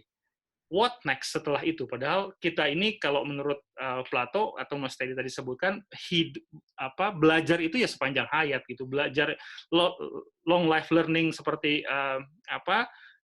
pilarnya IC begitu yang disampaikan oleh Bukapri tadi, bahwa ya guru itu harus menjadi pembelajar sepanjang hayat gitu. Jadi tidak bisa kemudian kita hanya karena kita sudah berprofesi sebagai guru, kemudian kita berhenti ketika ada wabah pandemik seperti ini, kita jadi bingung, aduh gimana saya kemudian mengajar anak-anak saya. Alhamdulillahnya sekarang sudah banyak guru yang kemudian atau pendidik-pendidik yang kemudian juga berpikiran maju dan mau mengikuti apa yang menjadi tuntutan zaman kita saat ini. Yang terakhir, saya sedikit justru ini memang ada poin terakhir, tawaran Merdeka Belajar. Apakah ini sudah tepat begitu? Ketika oke lah, menteri yang kemarin atau sebelum-sebelumnya bahkan guru itu selalu selalu dibebani oleh proses-proses administrasi begitu, membuat RPP apa segala macam. Kemudian sekarang ada tawaran Merdeka Belajar, ada satu kebijakan bahwa tidak tentang standarisasi, tidak tentang sertifikat, tidak tentang ijazah. Kemudian bagaimana kita semua dari jenjang PAUD, SD, SMP, SMA sampai kemudian pendidikan tinggi itu kita dimerdekakan untuk belajar. Tapi ujungnya dari sini apakah sudah tepat begitu? Karena kalau kita lihat misalnya ketika statement yang disampaikan oleh Pak Menteri bahwa betul kita perlu melihat real dunia kerja sehingga anak-anak yang terjun di dunia kerja itu mereka kemudian mampu, sanggup dan bisa bersaing. Tapi kemudian pola pikir tadi yang kita lupakan. Bagaimana proses-proses berpikir mengkritisi sebuah permasalahan ini yang kadang kita luput sehingga kita hanya menjadikan mereka robot, tidak melihat why-nya, proses bernalarnya yang kemudian ini kurang menjadi highlight dari apa yang kita lakukan, dari apa yang mungkin dilakukan selama ini. Jadi ini yang perlu kita sampaikan bahwa kita perlu mengkritisi sesuatu hal gitu. Jadi ketika tawaran Merdeka Belajar ini disampaikan, bagaimana dengan why-nya? Betul, kita menyiapkan mereka untuk masuk dunia kerja, tapi proses bernalarnya bahwa mereka harus hidup pada sebuah kondisi yang nyata, apakah itu sudah disampaikan juga? Jadi, itu hanya sekedar highlight saja, barangkali karena sudah waktunya kita untuk berdiskusi bersama-sama. Barangkali dari saya hanya sebegitu yang bisa saya sampaikan. Ini sekali lagi saya mohon maaf pada guru-guru saya yang ada di sini, bukan bermaksud untuk satu dan lain hal, tapi kita sharing aja. Kalau ada yang kurang berkenan, nah maka mari kita berdialektika, mari kita berdialog sehingga saya juga mendapatkan pencerahan dari apa yang kemudian akan kita bahas pada pagi hari ini. Begitu barangkali bisa saya sampaikan. Oke, terima kasih banyak. Nah, kita akan buka sebelum masuk ke sesi sharing. Tadi kesepakatannya ada sesi tanya jawab dulu. Hanya karena memang sekarang sisa waktunya tinggal 40 menit. Mungkin kita bagi dua, jadi 20 menit untuk tanya jawab, kemudian 20 menitnya lagi untuk sharing. Barangkali nanti akan ada yang berbagi tentang best practice, karena di sini juga ada beberapa rekan-rekan dari sekolah, jadi direktur sekolah, kemudian ada kepala sekolah, ada rekan-rekan guru, ada tutor, ada Widya Iswara yang sudah bergabung, ada Mas Zaki juga dari UNESCO. Nanti kita akan coba open, mudah-mudahan kita bisa akomodir semuanya ya. Makanya saya deg-degan sebetulnya, ini banyak sekali orang-orang penting di pada kegiatan. Kita nih nyebur Pak, nyebur ke kolam buaya gitu Pak. Oke, silakan. Kalau mau langsung bertanya, boleh nanti raise hand, kemudian kita akan coba lihat, dengarkan. Kemudian ini ada dari Pak Tikno, apakah slide paparan akan di-share ke peserta? Ya Pak, nanti kita akan share ke grup ya Pak ya, yang sudah tergabung di dalam grup, kita akan share di grup. Oke, ada yang raise hand kah? Mau bertanya? Kita unmute, silahkan. Barangkali ada yang mau komentar. Pak Sunarto tuh. Pak Sunarto, tadi ngangkat tangan. Oke, silakan boleh Pak, di-unmute. Literally ngangkat tangan tadi. Oh ya, oke. Baik, silakan Pak. Seru. Saya sebetulnya entah ada hubungannya atau tidak, tapi saya terasa ya ada ya. Tadi salam semuanya buat teman-teman. Ini adalah saya senang sekali ini akhirnya kita berkumpul. Inilah yang namanya teknologi. Kadang-kadang ada yang gagap, ada yang gagap banget, ada yang gape, ada yang gape banget, biasa. Ya. Saya termasuk yang dibawa-bawa lah biasa. Saya pakai Zoom tuh kalau nggak gara-gara corona ya nggak pakai. Ya, nah, ini salah satu berkah lah. Iya, ini salah satu berkah kita terhubung yang selama ini teknologi kadang-kadang bisa menjauhkan yang dekat. Nah, ini benar-benar yang mendekatkan yang jauh. Coba kalau kita mau berefleksi diri ya, anak-anak kita, ya kan, HP-nya kalau ketinggalan HP itu seperti lebih berharga daripada ketinggalan bapak ibunya. Nah, ya kan? Benar ini. Jadi ini kita melihat saja bahwa di meja makan pun kadang-kadang kita harus lihat HP lagi mungkin punya ya pacarnya lah apa. Tapi inilah keprihatinan kita di samping memang yang tadi teknologi memang membawa hal yang baik, ya tinggal kita sebagai manusia ini mau dibawa kemana, mau pakai apa kan gitu ya mas semuanya gitu ya. Salam kenal sekali lagi. Nah saya hanya berpikir begini dari paparan-paparan Mas Teddy tadi juga sama Mas Wawan ya, Mas Irwan gitu ya. Nah, jadi ada menyebut ada yang filsuf dan lain-lain tadi. Tapi saya rasa berefleksi saja dari apa yang terjadi sekarang. Misalnya kita sekarang dikasih ujian corona global. Kalau kita lihat dari ada anak kita yang memandangnya berbeda, ada orang lain yang memandang berbeda.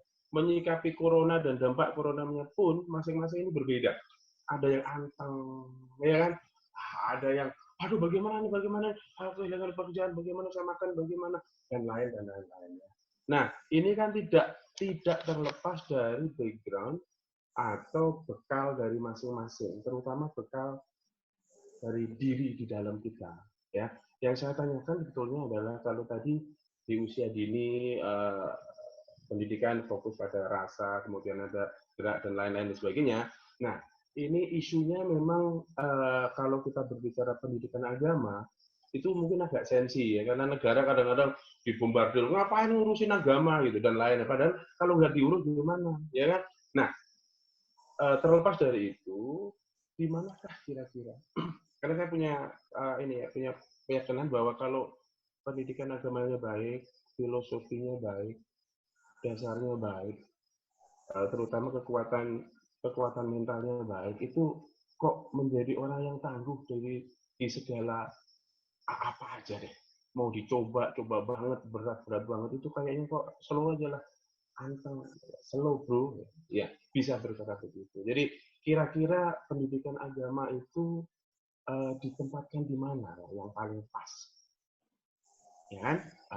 Baik buat Mas Teddy maupun buat Mas Irwan ya, itu kan dari garis-garis yang diambil dari kedua buku tadi, kira-kira kan harus kita bisa mengimplementasikan di dalam real pendidikan. Siapa tahu dari diskusi ini kita bisa kasih usulan pemerintah yang begitu. Terima kasih. Terima kasih banyak Bapak. Mantap. Monggo, mau siapa dulu yang jawab? Mas Teddy dulu lah. Oke, nanti Ibu Ruri. Oke. Menarik bahwa nanti di akhir saya mau cerita sedikit soal sisi lain dari tokoh Platon ini. Jadi menarik Pak kalau kita baca tentang Platon. So far yang saya bisa ambil sedikit adalah sebenarnya dia memang terkesan kalau di bahasannya tidak membahas agama secara eksplisit, tetapi dia memberikan citraan tentang yang dimaksud dengan kebijaksanaan, keadilan itu sebenarnya ada keilahian gitu. Sekali lagi tadi Platon sebenarnya bisa dibilang sebagai pembaharu pada zamannya, ketika zaman sebelumnya bicara soal mitologi ya. Mitologi itu kalau kita lihat dari sisi mitologi versi Homeros, maka ya tadi ya itu kayaknya kok sosok yang belum ideal untuk mendidik masyarakat gitu ya. Nah, maka dari itu Platon justru mengajak orang untuk lebih lebih menggunakan apa yang ada diberikan pada dirinya gitu. Jadi pada saat dia bicara kebijaksanaan, keberanian itu sebenarnya keilahian. Nah, jadi tempatnya mungkin di situ ya. Kalau kita coba merefleksi pada kondisi sekarang, kita ini malu-malu sebagai orang beragama di negara ini ya. Jadi sudah jelas kalau lagi bingung baliknya ke agama gitu ya, tapi pura-pura menjadikan agama itu kayak nggak usah dibahas lah, nggak usah diomongin lah gitu ya. Padahal sebenarnya nggak dibahas, nggak diomongin itu lebih karena kita nggak mampu, nggak cukup mendalam untuk membahas itu bersama orang yang beda pandangan sama kita gitu. Bahwa saya Muslim, teman saya kemarin seperjalanan sekian jam waktu masih belum corona ya, itu seorang Buddhis gitu,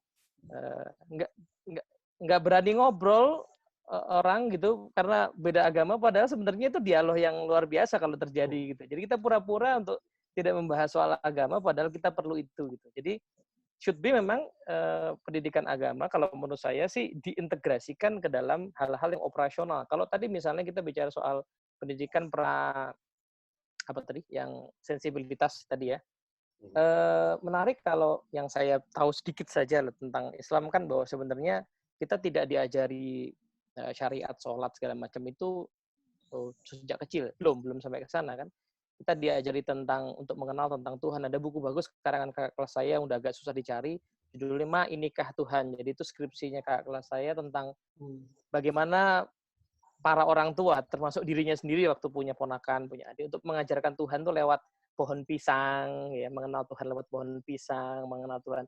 Nah, itu kan sebenarnya kan esensinya itu dulu kan, tauhid kan datangnya dari sana ya. Ketika kemudian rasa syukurnya muncul, terus diajari tentang cara bersyukur, salah satunya lewat sholat, misalnya, maka sholat itu jadi meaningful gitu.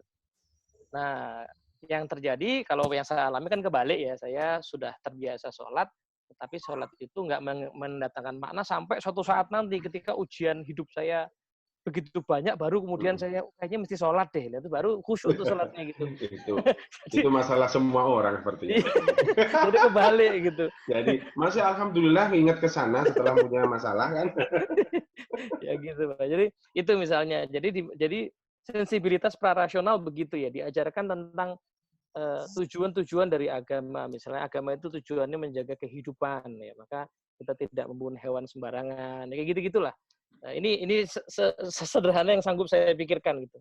Nah, kemudian juga ketika misalnya kita belajar soal ritual ya, ritual itu kadang-kadang misalnya ya, bahwa sholat itu ada 200 perbedaan gerakan. Menurut sekian mazhab itu ada 200 perbedaan. Itu enggak pernah kita tahu zaman sekolah. Sehingga kita enggak tahu bahwa ada dialektika dalam proses penentuan sebuah hukum. Yang kita pilih untuk diajarkan itu sebenarnya prosesnya panjang, ada dialog. Jadi begitu lihat orang beda sedikit gerakannya agak bingung kita. Kemudian kita nggak tahu mesti bersikap apa gitu. Ada orang yang menggunakan cara berbeda, lalu kita bingung mesti bersikap apa karena kita nggak pernah tahu bahwa itu ada dialog di situ. Jadi pendidikan agama saya kira menjadi sesuatu yang, karena agama itu kan hal yang hidup ya, tentang cara kita hidup sebenarnya kan. Puasa itu kemarin saya tulis di medsos saya, puasa ini cukuplah kita bicara puasa soal lapar dan haus, kayaknya udah cukup deh, itu udah lewat banget deh, nggak usah ngomongin lagi marjan gitu ya, nggak usah ngomongin lagi nata di koko gitu. Yang kita omongin adalah ini jam berapa nih biasanya perut lapar itu kita makin galak. Nah, gimana caranya supaya kegalaan kita ini agak terkendali, karena esensi puasa adalah mengendalikan kegalaan itu, bukan mengendalikan laparnya gitu. Jadi, nah yang kayak gitu-gitu kan jadi hal yang agak kita jauhi sebenarnya, sehingga pendidikan agama dikotak di dalam 2 jam pelajaran itu gitu ya. Nah, atau kalaupun kritik saya terhadap sekolah yang berbasis agama ya tetap dikotak menurut saya sih. Jadi sekolah misalnya, ini nggak apa-apa ya, ini dialog aja ya. IT misalnya, IT itu udah bagus kan, punya kurikulum agama, punya kurikulum internasional, nasional, coba diintegrasikan. Tapi integrasinya menurut saya belum terjadi. Karena pada saat belajar bahasa Inggris, itu nggak ada agamanya di situ. Bukunya nggak ada agamanya di situ. Nah, sebaliknya pas belajar kultum juga nggak pakai bahasa Inggris gitu misalnya. Jadi belum integrasinya belum, masih ini ada 2 hal ditaruh di sekolah yang sama gitu ya. Tapi belum nyatu, belum jadi sebuah kesatuan. Itu mungkin langkah lebih lanjut yang bisa kita lakukan ketika kita ingin sama-sama mengintegrasikan itu ya, pendidikan agama dalam keseluruhan proses. Ini sekedar yang bisa saya komentari, Pak. Mohon maaf kalau seandainya. Enggak. Aduh, ini saya ngeri-ngeri sedap ini ngomongnya ini. Saya suka ngobrol pendidikan, tapi kemudian di depan banyak orang penting begini, saya juga jadi agak-agak ngeri.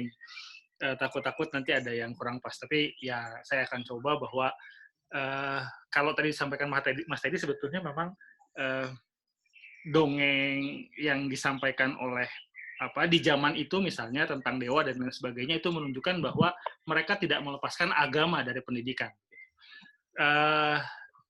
Yang kemudian terjadi, yang kalau tadi ditanyakan bagaimana pendidikan agama, ya sudah jelas pendidikan agama perlu terintegrasi dalam pendidikan itu sendiri. Jadi bukan berarti kemudian belajar filsafat kemudian belajar agamanya dihilangkan, tapi kemudian pada saat itu mereka juga belajar mempelajari dewa dan lain sebagainya yang notabene itu adalah mungkin agamanya mereka pada saat itu. Nah, kemudian yang perlu kita lakukan saat ini bagaimana kita mengenalkan pembelajaran agama yang tepat dan sesuai dengan tahapan perkembangan anak. Itu yang paling penting.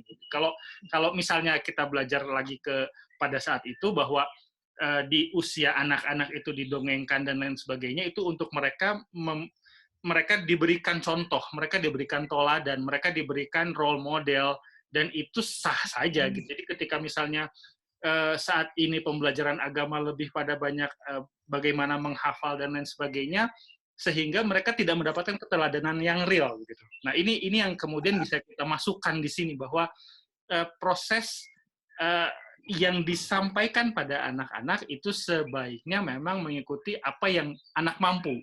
Jadi kalau memang anak sudah mampu ya tidak apa-apa. Tapi kalau misalnya belum mampu ya kita tidak memaksakan itu pada anak-anak. Hanya kalau hanya melihat dari apa yang disampaikan di buku ini bahwa mereka diceritakan dongeng, mereka diceritakan mitos, legenda, dan lain sebagainya. Melalui itulah kita sampaikan. Jadi nggak ada salahnya tuh anak-anak kita, untuk yang beragama Islam, misalnya untuk para Muslim, kita kenalkan tentang keteladanan Nabi, Rasul, sahabat, para orang-orang hebat gitu. Untuk kemudian mereka meneladani itu dan menjadikan itu sebagai inspirasi bagi mereka untuk kemudian mereka punya cita-cita bahwa oh saya mau jadi itu, saya perlu begini, saya perlu begitu, karena itu yang mendasari langkah mereka selanjutnya ke depan. Barangkali itu sedikit tambahan dari saya, Pak Sunarto. Terima kasih. Terima kasih. Gimana Pak Sunarto? Cukupkah? Ya, cukup. Ini berbagi dengan yang lain. Ya. Nanti kalau ada Japrinya ya. Nah, gitu Mas tadi ya. Ya, terima kasih. Ya, Ibu Ruri. yang lainnya dulu, yang lainnya. Monggo Ibu Ruri. Ya, terima kasih Bu Rita. Assalamualaikum warahmatullahi wabarakatuh. Waalaikumsalam.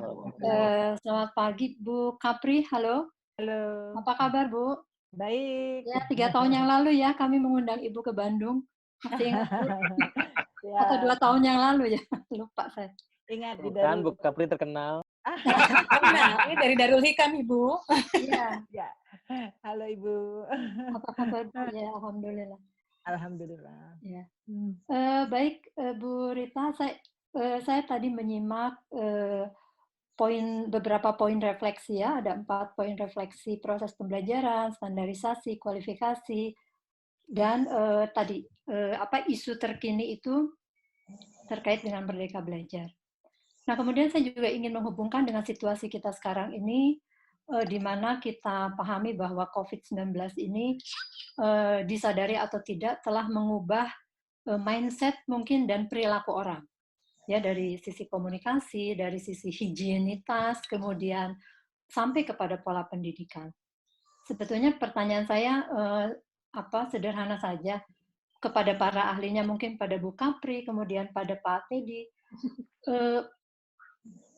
Nanti sebetulnya pola pendidikan pasca COVID-19 ini akan bagaimana sih kita, Bu, Pak, gitu. Karena sekarang kita berubah loh, ya. Apalagi kemudian sekarang Mas Menteri tadi menawarkan Merdeka Belajar, kaitannya dengan Merdeka Belajar. Bagaimana sih, toh sekarang orang tua, siswa juga jadi sudah mulai terbiasa pembelajaran dengan home learning, begitu ya. Nah, apakah kita juga akan mengadop itu pasca COVID-19 ini? Lalu tadi juga ada pendidikan keilahiahan. Salah satunya adalah pendidikan karakter. Kalau buat saya pendidikan karakter itu bagian dari pendidikan keilahiahan mungkin ya. Meskipun ada karakter-karakter universal. Nah, ini juga gimana ya mengajarkan karakter pasca COVID-19 ini. Itu saja mungkin. Terima kasih Bu Rita. Assalamualaikum warahmatullahi wabarakatuh. Waalaikumsalam. Bu Kapri dulu deh, Bu Kapri dulu.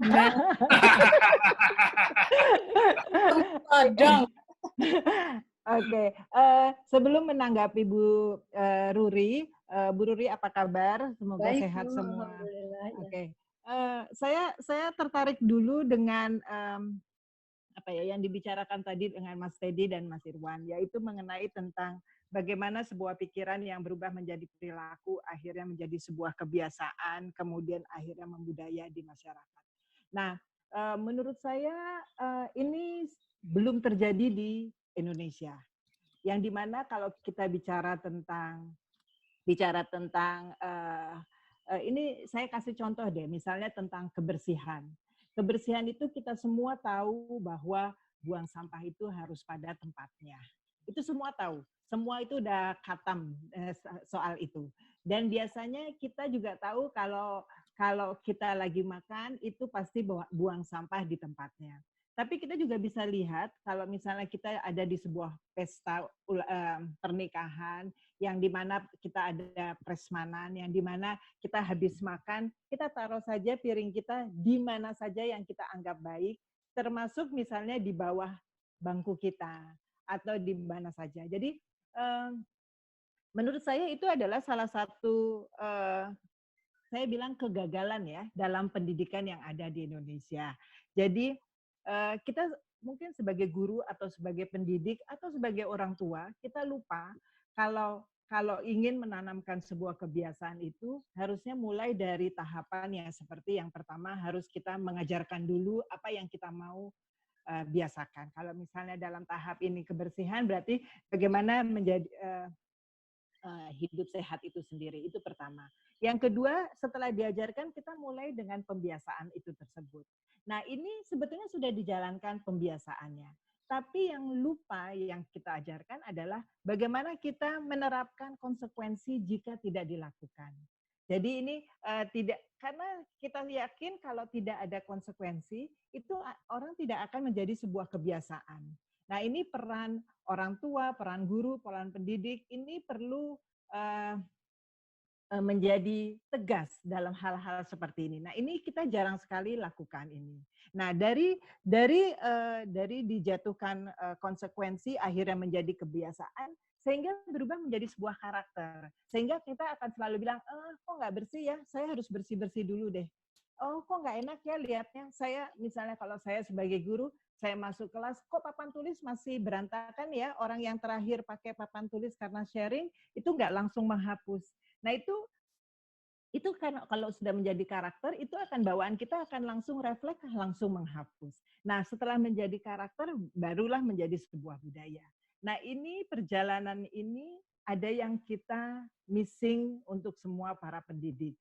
Ada yang sudah, ada yang belum, tapi saya lihat poin yang missing adalah ketegasan kita untuk memberi hukuman atau menjadi bad guy.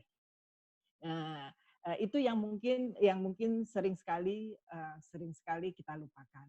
Nah, jadi saya cocok sekali waktu Mas Teddy juga bilang bahwa seharusnya pendidikan usia dini itu adalah orang-orang, mungkin nggak orang filsafat lah ya, tapi orang-orang yang mengerti benar tentang bagaimana seharusnya mendidik. Jadi saya dulu cukup kecewa sekali akan kebijakan pemerintah bahwa kok guru TK diperbolehkan lulusan SPG. Nah, itu sebetulnya mungkin karena memang dorongan kebutuhan, tapi menurut saya itu adalah sebuah sesuatu yang seharusnya tidak terjadi. Nah ini kalau memang bisa dirubah, itu akan lebih baik. Saya setuju dengan Mas Teddy yang mengatakan bahwa harusnya anak usia dini itu benar-benar diberitahukan sesuatu yang benar-benar tadi, keutamaan tadi. Itu saya setuju sekali, karena itu yang hilang. Dan memberitahukannya pun dengan cara yang menyenangkan, sambil bermain, sambil hal-hal seperti itu. Nah, jadi dari faktor kebiasaan, dari faktor itu mengatakan bahwa pendidikan karakter akhirnya jadi penting. Nah, ini juga didengung-dengungkan di 21st century learner. Jadi, ini outcome yang kita harapkan sekarang, karena ternyata pendidikan karakter itu quote and quote diabaikan. Nah, ya, yang tadi Mas Teddy bilang harus mengintegrasikan sekolah IT, integrasikan antara agama dan yang lain. Menurut saya sebetulnya pendidik sekarang ini sudah mulai berusaha, tapi mungkin bukan bicara tentang agama, tapi bicara karakter. Jadi kalau saya bilangnya pendidik kan karakter itu hampir samalah dengan apa yang diajarkan oleh agama. Jadi misalnya kejujuran, kita harus ini, itu sebetulnya sama saja. Tapi intinya kalau bicara pendidikan karakter itu dibuat netral, sehingga siapapun yang bicara untuk siswa yang beragama berbeda itu menjadi netral, Nah, saya juga percaya bahwa pendidikan karakter itu porsinya harus lebih besar pada saat usia dini dan mulai mengerucut mengecil pada usia pendidikan perguruan tinggi. Bukan berarti tidak ada sama sekali, tapi mulai mengecil. Tapi jadi sejalan tuh dengan yang tadi Mas Teddy bilang bahwa karakter itu harus diperhatikan dulu pada usia dini sehingga nantinya akan baik. Nah, jadi menurut saya ada kesalahan, mungkin nggak bilang kesalahan lah ya, ada mungkin sesuatu yang belum match dalam pendidikan yang ada. Dan mungkin dengan adanya kita di komunitas ini, kita sekarang tahu mulailah dari keluarga sendiri. Nah, menanggapi pertanyaan Bu Ruri mengenai gimana ya pasca COVID-19 ini untuk para pendidik sebaiknya seperti apa. Nah, ini adalah sebuah kita ini harus rela untuk menerima perubahan. Jadi kadang-kadang ada orang-orang yang tidak suka dengan perubahan karena wah udah seneng kok ngajarnya tipenya seperti ini, nggak usah berubah-ubah, orang udah oke, tapi tiba-tiba harus diajak mau berubah. Nah, jadi untuk pasca COVID-19 ini adalah guru-guru harus mulai terbuka dengan adanya teknologi. Guru-guru harus terus banyak membaca karena kalau dengan adanya dengan adanya perkembangan baru yang ada, guru-guru juga harus dibuat mengerti. Jadi mungkin diberi training yang tadi Mas bilang, Mas Narto juga bilang, ada zona yang di mana orang-orang hanya baru tahu dan oke, nggak masalah. Tapi juga mungkin kemarin ya ada zona yang di mana saya takut banget atau saya sudah nyaman tapi saya harus berbuat sesuatu. Jadi itu ada beberapa zona sendiri yang mungkin harus diberikan sebagai kepala sekolah atau direktur sekolah, mungkin harus memberikan rasa memberikan rasa positif lah terhadap perubahan ini, tapi juga sekaligus memberitahukan gimana caranya mengatasi pasca COVID-19. Jadi menurut saya kalau bicara tentang merdeka belajar, ini adalah salah satu kemerdekaan seorang guru, gimana dia harus membuktikan bahwa kalau memang dia benar-benar guru, kita minta murid kita ada 4 skill yang kita minta, yaitu creative thinking, kolaborasi, kemudian communication, dan apa satu lagi? Apalagi critical thinking, communication, kolaborasi, cooperation. Cooperation. Oke, kerjasama atau teamwork. Ya, jadi intinya 4C itu benar-benar dijalankan juga nggak sama gurunya. Karena saya lihat gurunya masih nggak jalanin itu, tapi murid-muridnya bilang harus ya. Nah, lagi-lagi ini peran besar sebagai seorang pemimpin menurut saya untuk membuat guru-guru peka terhadap perubahan ini dan mau ikut berubah dan ikut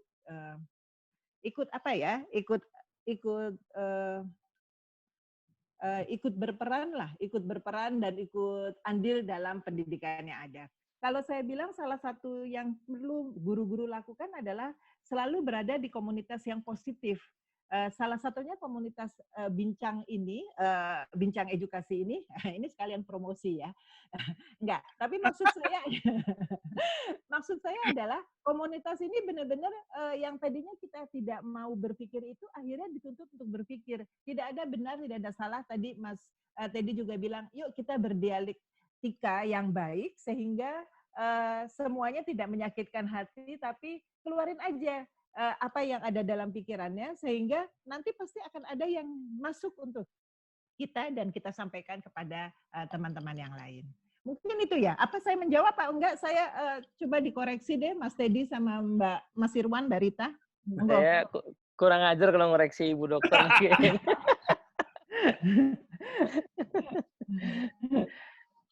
Monggo, silakan. Ada tambahan? Mas.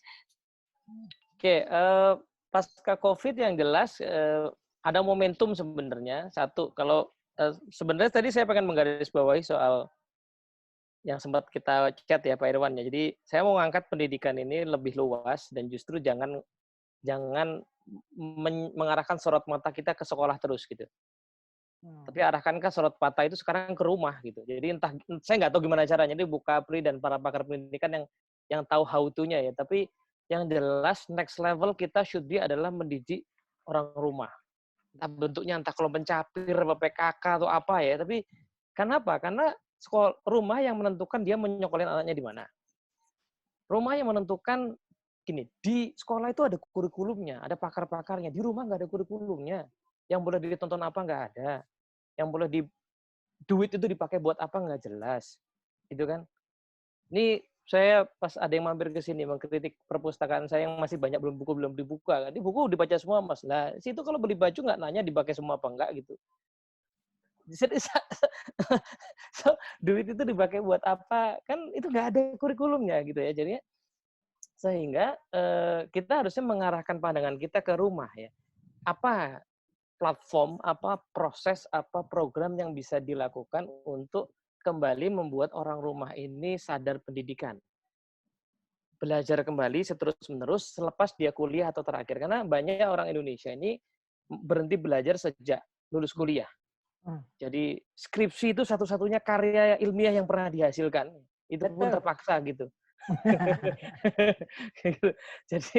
Jadi ini menarik sekali ya. Nah, baca buku jarang-jarang ya, minat baca kita rendah sekali gitu. Ini kan aneh ya, aneh. Padahal begitu lulus harusnya kita punya kemerdekaan belajar. Yang tadinya saya harus baca buku apa diatur sama guru saya, sekarang saya bebas baca buku apapun.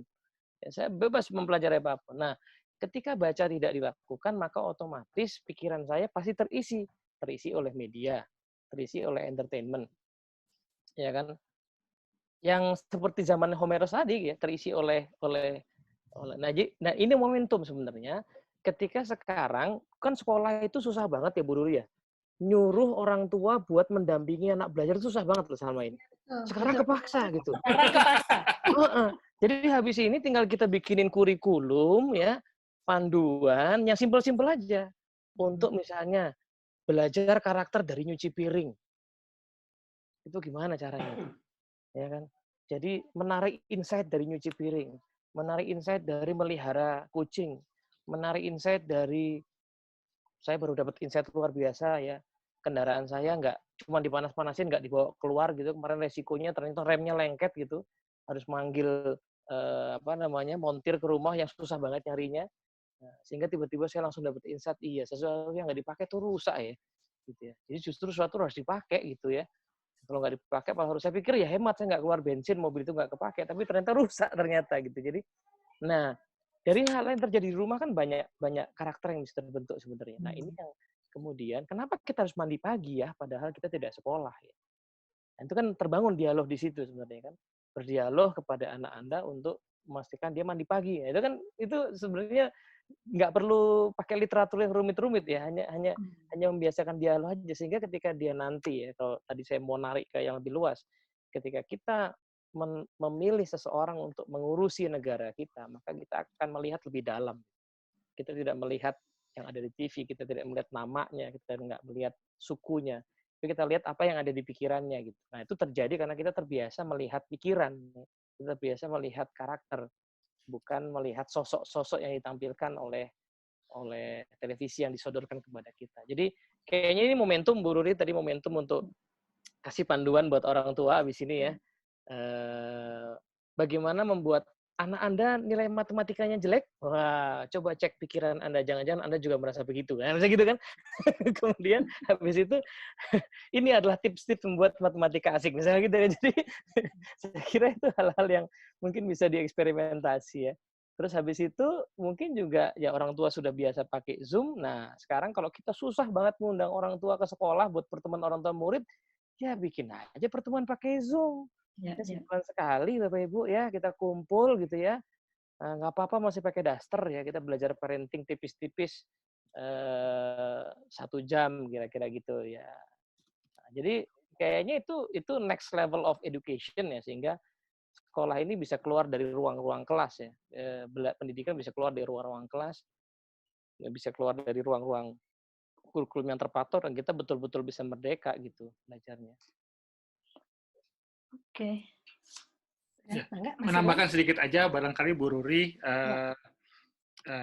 bahwa COVID ini sesuatu yang tidak kita duga sebelumnya dan kemudian kita berada pada kondisi ini, itu jelas. Dan saya baru kemarin baca satu artikel berita Pak PLT Dirjen PAUD Dikdasdikmen mengatakan bahwa ada kemungkinan kondisi belajar dari rumah ini sampai dengan bulan Desember 2020. Which is berarti itu mereka sudah mempersiapkan seandainya, kementerian sudah mempersiapkan seandainya ini terus worst case skenario-nya adalah berjalan sampai dengan Desember 2020. Betul tadi kata Mas Teddy bahwa sebetulnya ini kesempatan buat kita para guru untuk bagaimana kemudian memastikan anak-anak itu dekat dengan orang tua. Selama ini mereka dekat, barangkali, tapi kemudian apakah kedekatannya berkualitas itu mungkin perlu dipertanyakan. Sehingga pada saat ini sudah mulai banyak orang tua yang komplain terkait dengan pembelajaran di rumah, tugasnya nggak boleh banyak, kemudian kenapa saya harus mendampingi padahal saya banyak harus ngerjain ini A, B, C, D, E, F, G gitu. Jadi itu juga kondisi real yang jelas gitu, dan kita tidak diberikan, betul tadi kata Mas Teddy, kita tidak diberikan satu protokol bagaimana guru melakukan pembelajaran di rumah, protokol bagaimana orang tua mendampingi anak di rumah, kemudian protokol bagaimana guru dan orang tua berkomunikasi dengan lebih baik misalnya gitu. Dan ini akhirnya sesuatu yang kondisinya memang di luar dugaan. Terkait karakter juga saatnya bahwa orang tua lah sebagai pendidik utama yang kemudian perlu memastikan karakter anak-anak itu sendiri. Hanya kalau kita lihat di Perpres atau Permen saya lupa mengenai penguatan pendidikan karakter, itu kan ada 20 karakter yang hanya poin-poin saja begitu. Kemudian bagaimana itu dilakukan, bagaimana itu dilaksanakan, oke lah ada pelatihan PPK, ada pelatihan bagaimana penguatan karakter ini disampaikan di sekolah. Tapi kemudian hanya terhenti di situ, tidak proses yang tadi dilakukan. Mengapa mereka perlu jujur, mengapa perlu ngambil sampah, mengapa mereka perlu berbuat baik, mengapa mereka perlu, maka tadi disampaikan Mas Teddy, mengambil insight-nya. Insight itu adalah jawaban atas why-nya. Jadi itu yang mungkin perlu kita lakukan sama-sama. Jadi memang inilah saatnya proses mendekatkan anak-anak dengan orang tua dengan tanda petik betul-betul dekat itu tidak berarti mereka hanya tahu apa yang anak-anak lakukan, tapi orang tua tahu, oh anak saya itu begini, anak saya itu begitu, dan kemudian ada proses saling belajar, orang tua kemudian belajar dan anak-anak juga mendapatkan bimbingan yang proper, yang layak dari orang tua. Barangkali itu Bu Ruri sedikit tambahan. Nah, untuk minggu depan kebetulan karena ini terus isi kami berusaha untuk memberikan kita sama-sama belajar. Jadi kita selalu ada sharing tentang parenting, kemudian edukasi dengan orang-orang hebat. Hari Minggu ini ada Mas Teddy, minggu lalu kami ada Coach Aris, Coach Papa Is, minggu depan itu juga tentang parenting, 2 minggu ke depan juga mudah-mudahan edukasi dengan materi yang lebih baik. Barangkali itu tambahannya. Itu upayanya ya. Yes. Bagaimana kita bisa bantu orang tua, karena kami para orang tua juga mungkin tidak semuanya seberuntung sebagai orang tua yang lain yang sudah tahu bagaimana caranya memang melakukan pendekatan kepada anak-anak karena sudah terbiasa bertemu dengan anak-anak.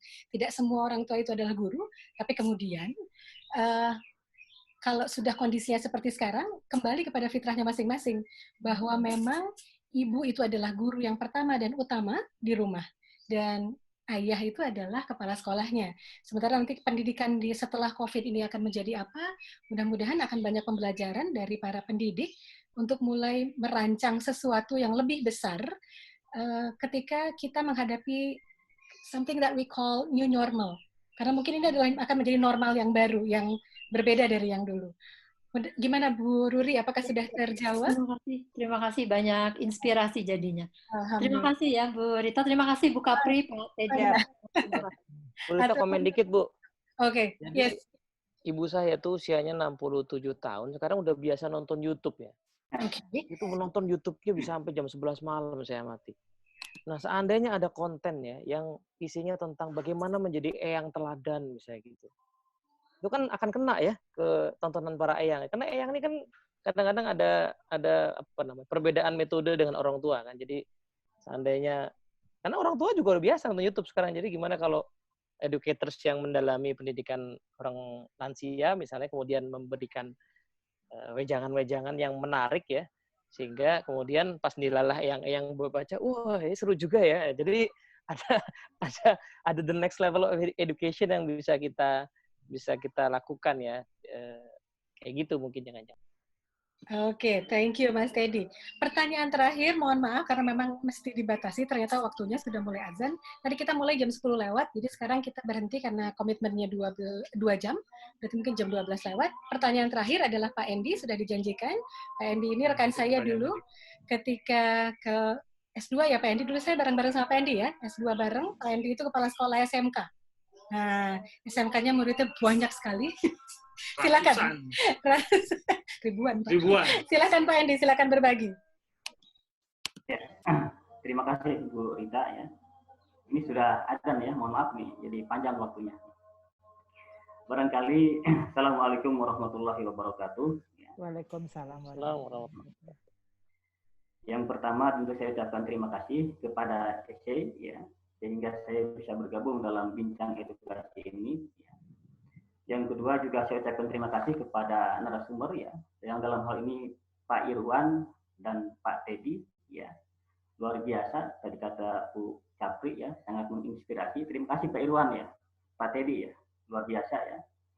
Yang ketiga juga saya ucapkan salam kenal dan salam hormat kepada para pakar yang ada di sini. Ini luar biasa, memegang mantap ini sebagai apa? Tentu tidak hanya bertemu di sini, tetapi juga saya harapkan kita bisa jangka panjang begitu ya. Tentu dengan kebersamaan ini akan menghasilkan sesuatu yang luar biasa.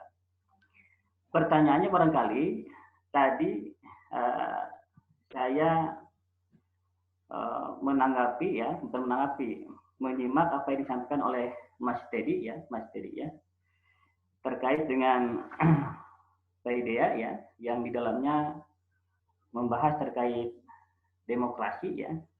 Mas tadi dari menyampaikan ya, bahwa dengan model seperti ini ya, sepertinya ada sesuatu yang pesimis ya terkait hasil dari demokrasi tersebut. Tentu dalam ini adalah pemimpin, gitu ya, adalah pemimpin. Nah, idealnya kita berharap bahwa yang terpilih ini kita tidak hanya berbicara masalah negara ya, dan tidak hanya di kita barangkali gitu ya. Idealnya kita akan berharap sesuatu yang terpilih yang pemikir ya, yang dari sisi lain-lain juga maksimal begitu. Ya. Nah maksudnya Mas Teddy ya, yang ingin saya tanyakan itu ya, barangkali dalam kondisi masyarakat yang realitasnya kita seperti ini, ya, mohon maaf ya, masyarakat yang lebih menghargai, mohon maaf ya, zoget gitu ya, atau apa kayak bintang-bintang T begitu ya, begitu daripada otak begitu ya. Nah, bagaimana maksudnya harus dari mana gitu ya, baik kita sebagai pendidik ya, maupun kita sebagai masyarakat ya. Di dalam andaikan ini masalah ini sebagai puzzle gitu ya, di dalam menyusun puzzle-puzzle ini sehingga apa yang kita inginkan sebagai masyarakat, harapan kita bersama bisa terwujud gitu. Nah kita sebagai pendidik kira-kira dari mana dulu begitu ya. Mungkinlah sederhananya bisa kita jadilah misalkan guru terbaik ya, menghasilkan karya terbaik, atau kepala sekolah yang menghasilkan karya terbaik.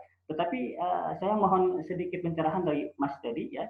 Menurut Mas Teddy atau menurut pakar yang ada di sini, sebenarnya kira-kira kita tuh harus dari mana dulu gitu, supaya di realita yang seperti ini ya, secara bertahap kita bisa menghasilkan sesuatu yang kita harapkan.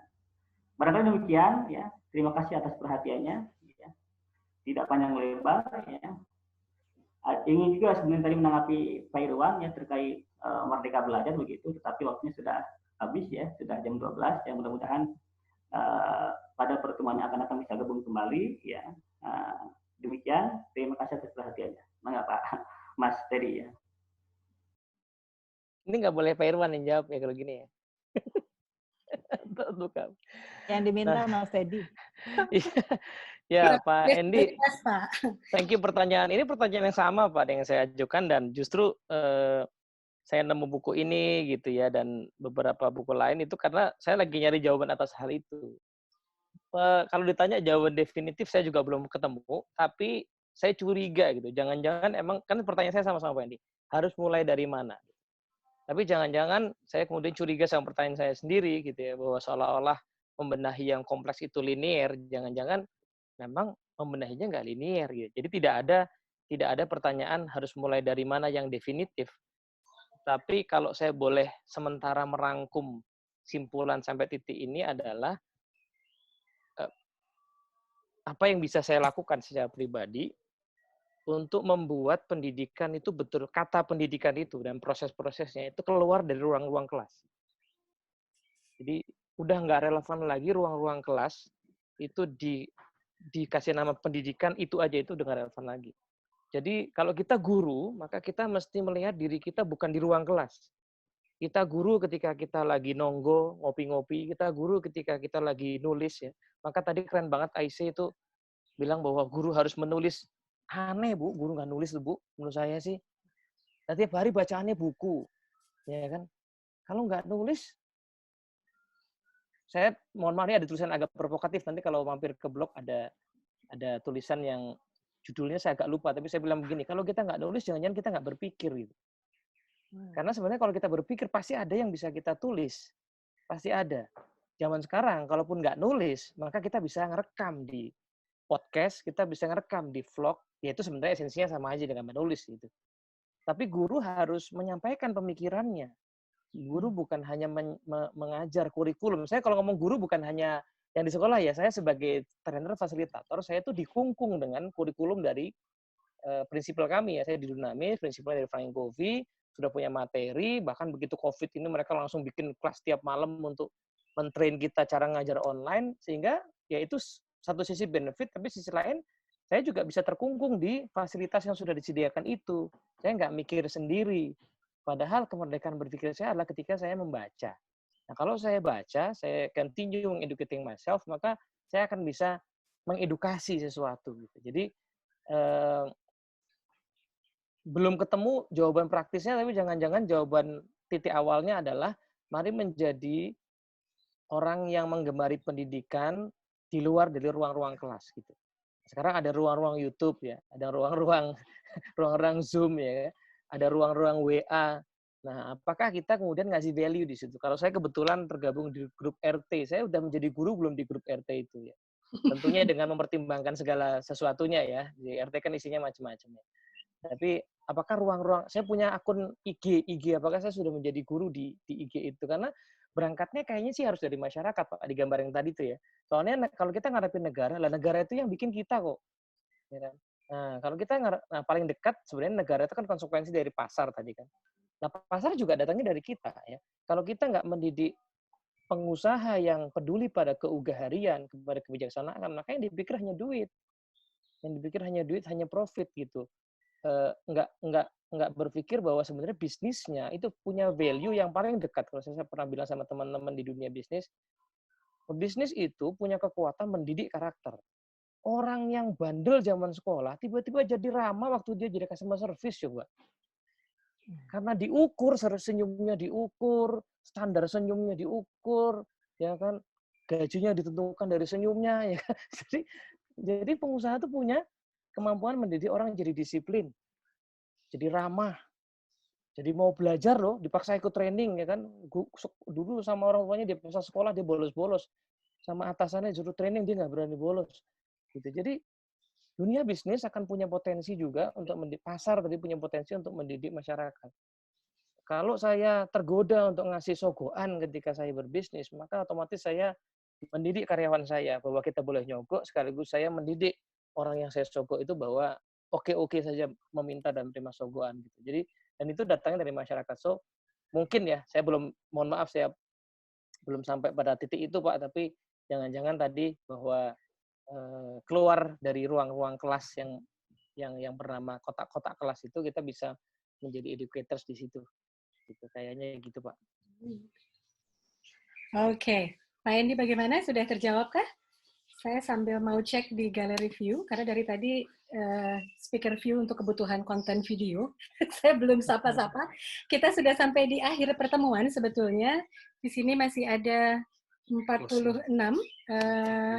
Oke, terima kasih banyak pada rekan-rekan yang masih bergabung sampai saat ini. Ada Mas Samsul Hatta ternyata sudah bergabung, yang tadinya katanya nggak bisa, alhamdulillah. Terima kasih banyak Mas Samsul sudah hadir. Kemudian Mas Okto dari Taiwan juga, terima kasih. Kemudian ada lagi siapa ini yang jauh-jauh nih, dari Jogja ada beberapa. Terima kasih banyak masih di sini. Sebelum foto dulu ya, Bu Rita, foto. Yes, nah itu, saya baru mau ngomong.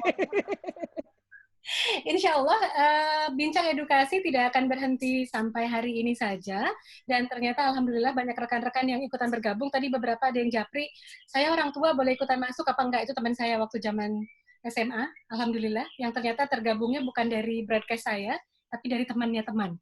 Itu saya dapat anugerah hari ini gitu ya, dapat rezeki. Terima kasih banyak. Kita akan foto 2 minggu dari ini, kita akan bertemu di Bincang Edukasi. Kalau yang ingin bergabung untuk bincang mengenai parenting, minggu depan hari Sabtu di jam yang sama, kita ada Saturday Morning Coffee. Kita ambil foto dulu ya. Mudah-mudahan kalau ada yang wajahnya bisa diperlihatkan, boleh? Oke. Siap-siap nih. Udah siap-siap ya? Oke. 1, 2, acara rutin sama anak-anak. Ya, iya Pak, mau sholat ya? Ini anak-anak sudah ngantri di depan kamar. 1, 2, 3. Oke, satu kali lagi, karena ada yang muncul 2 kali, sebentar. Ya, terima kasih banyak atas perhatiannya. Kita akan tutup dengan doa dulu. Ya. Alhamdulillahirrahmanirrahim. Alhamdulillahirrahmanirrahim. Astagfirullahaladzim, alhamdulillahirrahmanirrahim. Terima kasih banyak atas perhatiannya. Sampai bertemu di pertemuan berikutnya. Bersama Bincang Edukasi ada ISEI, ada Indonesian NLP Society, ada ISEI, kemudian kita ada supporting by Adu ya, Bu. Dan ACT. Oke, terima kasih banyak. Baik, terima kasih. Terima kasih Mbak Rita, Mas Irwan, makasih. Terima kasih banyak Bu Kapri, Mas Teddy. Terima kasih Pak Irwan, terima kasih Mas Teddy. Terima kasih Bu Risti, terima kasih Mbak Irwan. Terima kasih Mbak Rita, Mas Irwan. Mas Samsul, terima kasih banyak Mas. Akhirnya sempat juga. Ada Pak Pais. Pak Pais minggu depan ya Pak Pais? Nuhun, Rita. Matur nuhun dari Medan, terima kasih. Ibu Mei. Teh Fitri, apa kabar? Baik. Terima kasih semua. Ibu Ruri, terima kasih banyak. Teh Rani, nah sudah kelihatan sekarang. Alhamdulillah. Mas Teddy, matur suwun sangat ya. Sama-sama ya. Jadi ada forum buat ngoceh. Yes, itu yang kemarin boleh diskusi sama Bapak yang sebelah ya, Mas ya. Oh iya, itu ya. Platform ya, Pak ya. Ya, katanya pakai ada webnya, Pak. Hashtag, Pak. Hashtagnya guru menulis, Pak. Oh, tulisan dia udah banyak ya, Mas ya. Itu Tortor dia yang buat, Mas. Ya, makanya itu perlu dilanjutkan itu. Nanti member-member ini yang mau nulis tinggal dikasih kesempatan buat. Ya, Teh Fitri itu nanti pasti nulis Teh Rani. Terima kasih banyak. Mas Samsul, nuhun. Aku baru buka lagi soalnya. Tadi kalau kebutuhan konten itunya harus speaker view ternyata. Minggu lalu nggak sih? Oh iya, benar ya. Supaya biar kelihatan mukanya yang ngomong. Minggu lalu salah soalnya pakainya gallery view. Jadi, Ibu Weni hatur nuhun. Salam buat grup PLC-nya. Nanti diminta sharing ya, Bu, dari Professional Learning Community-nya. Saya minta sharing.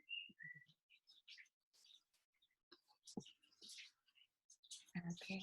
Kita off-kan. Selamat menunaikan ibadah salat zuhur. Terima kasih banyak. Assalamualaikum. Waalaikumsalam. Waalaikumsalam warahmatullahi wabarakatuh. Makasih semua. Makasih.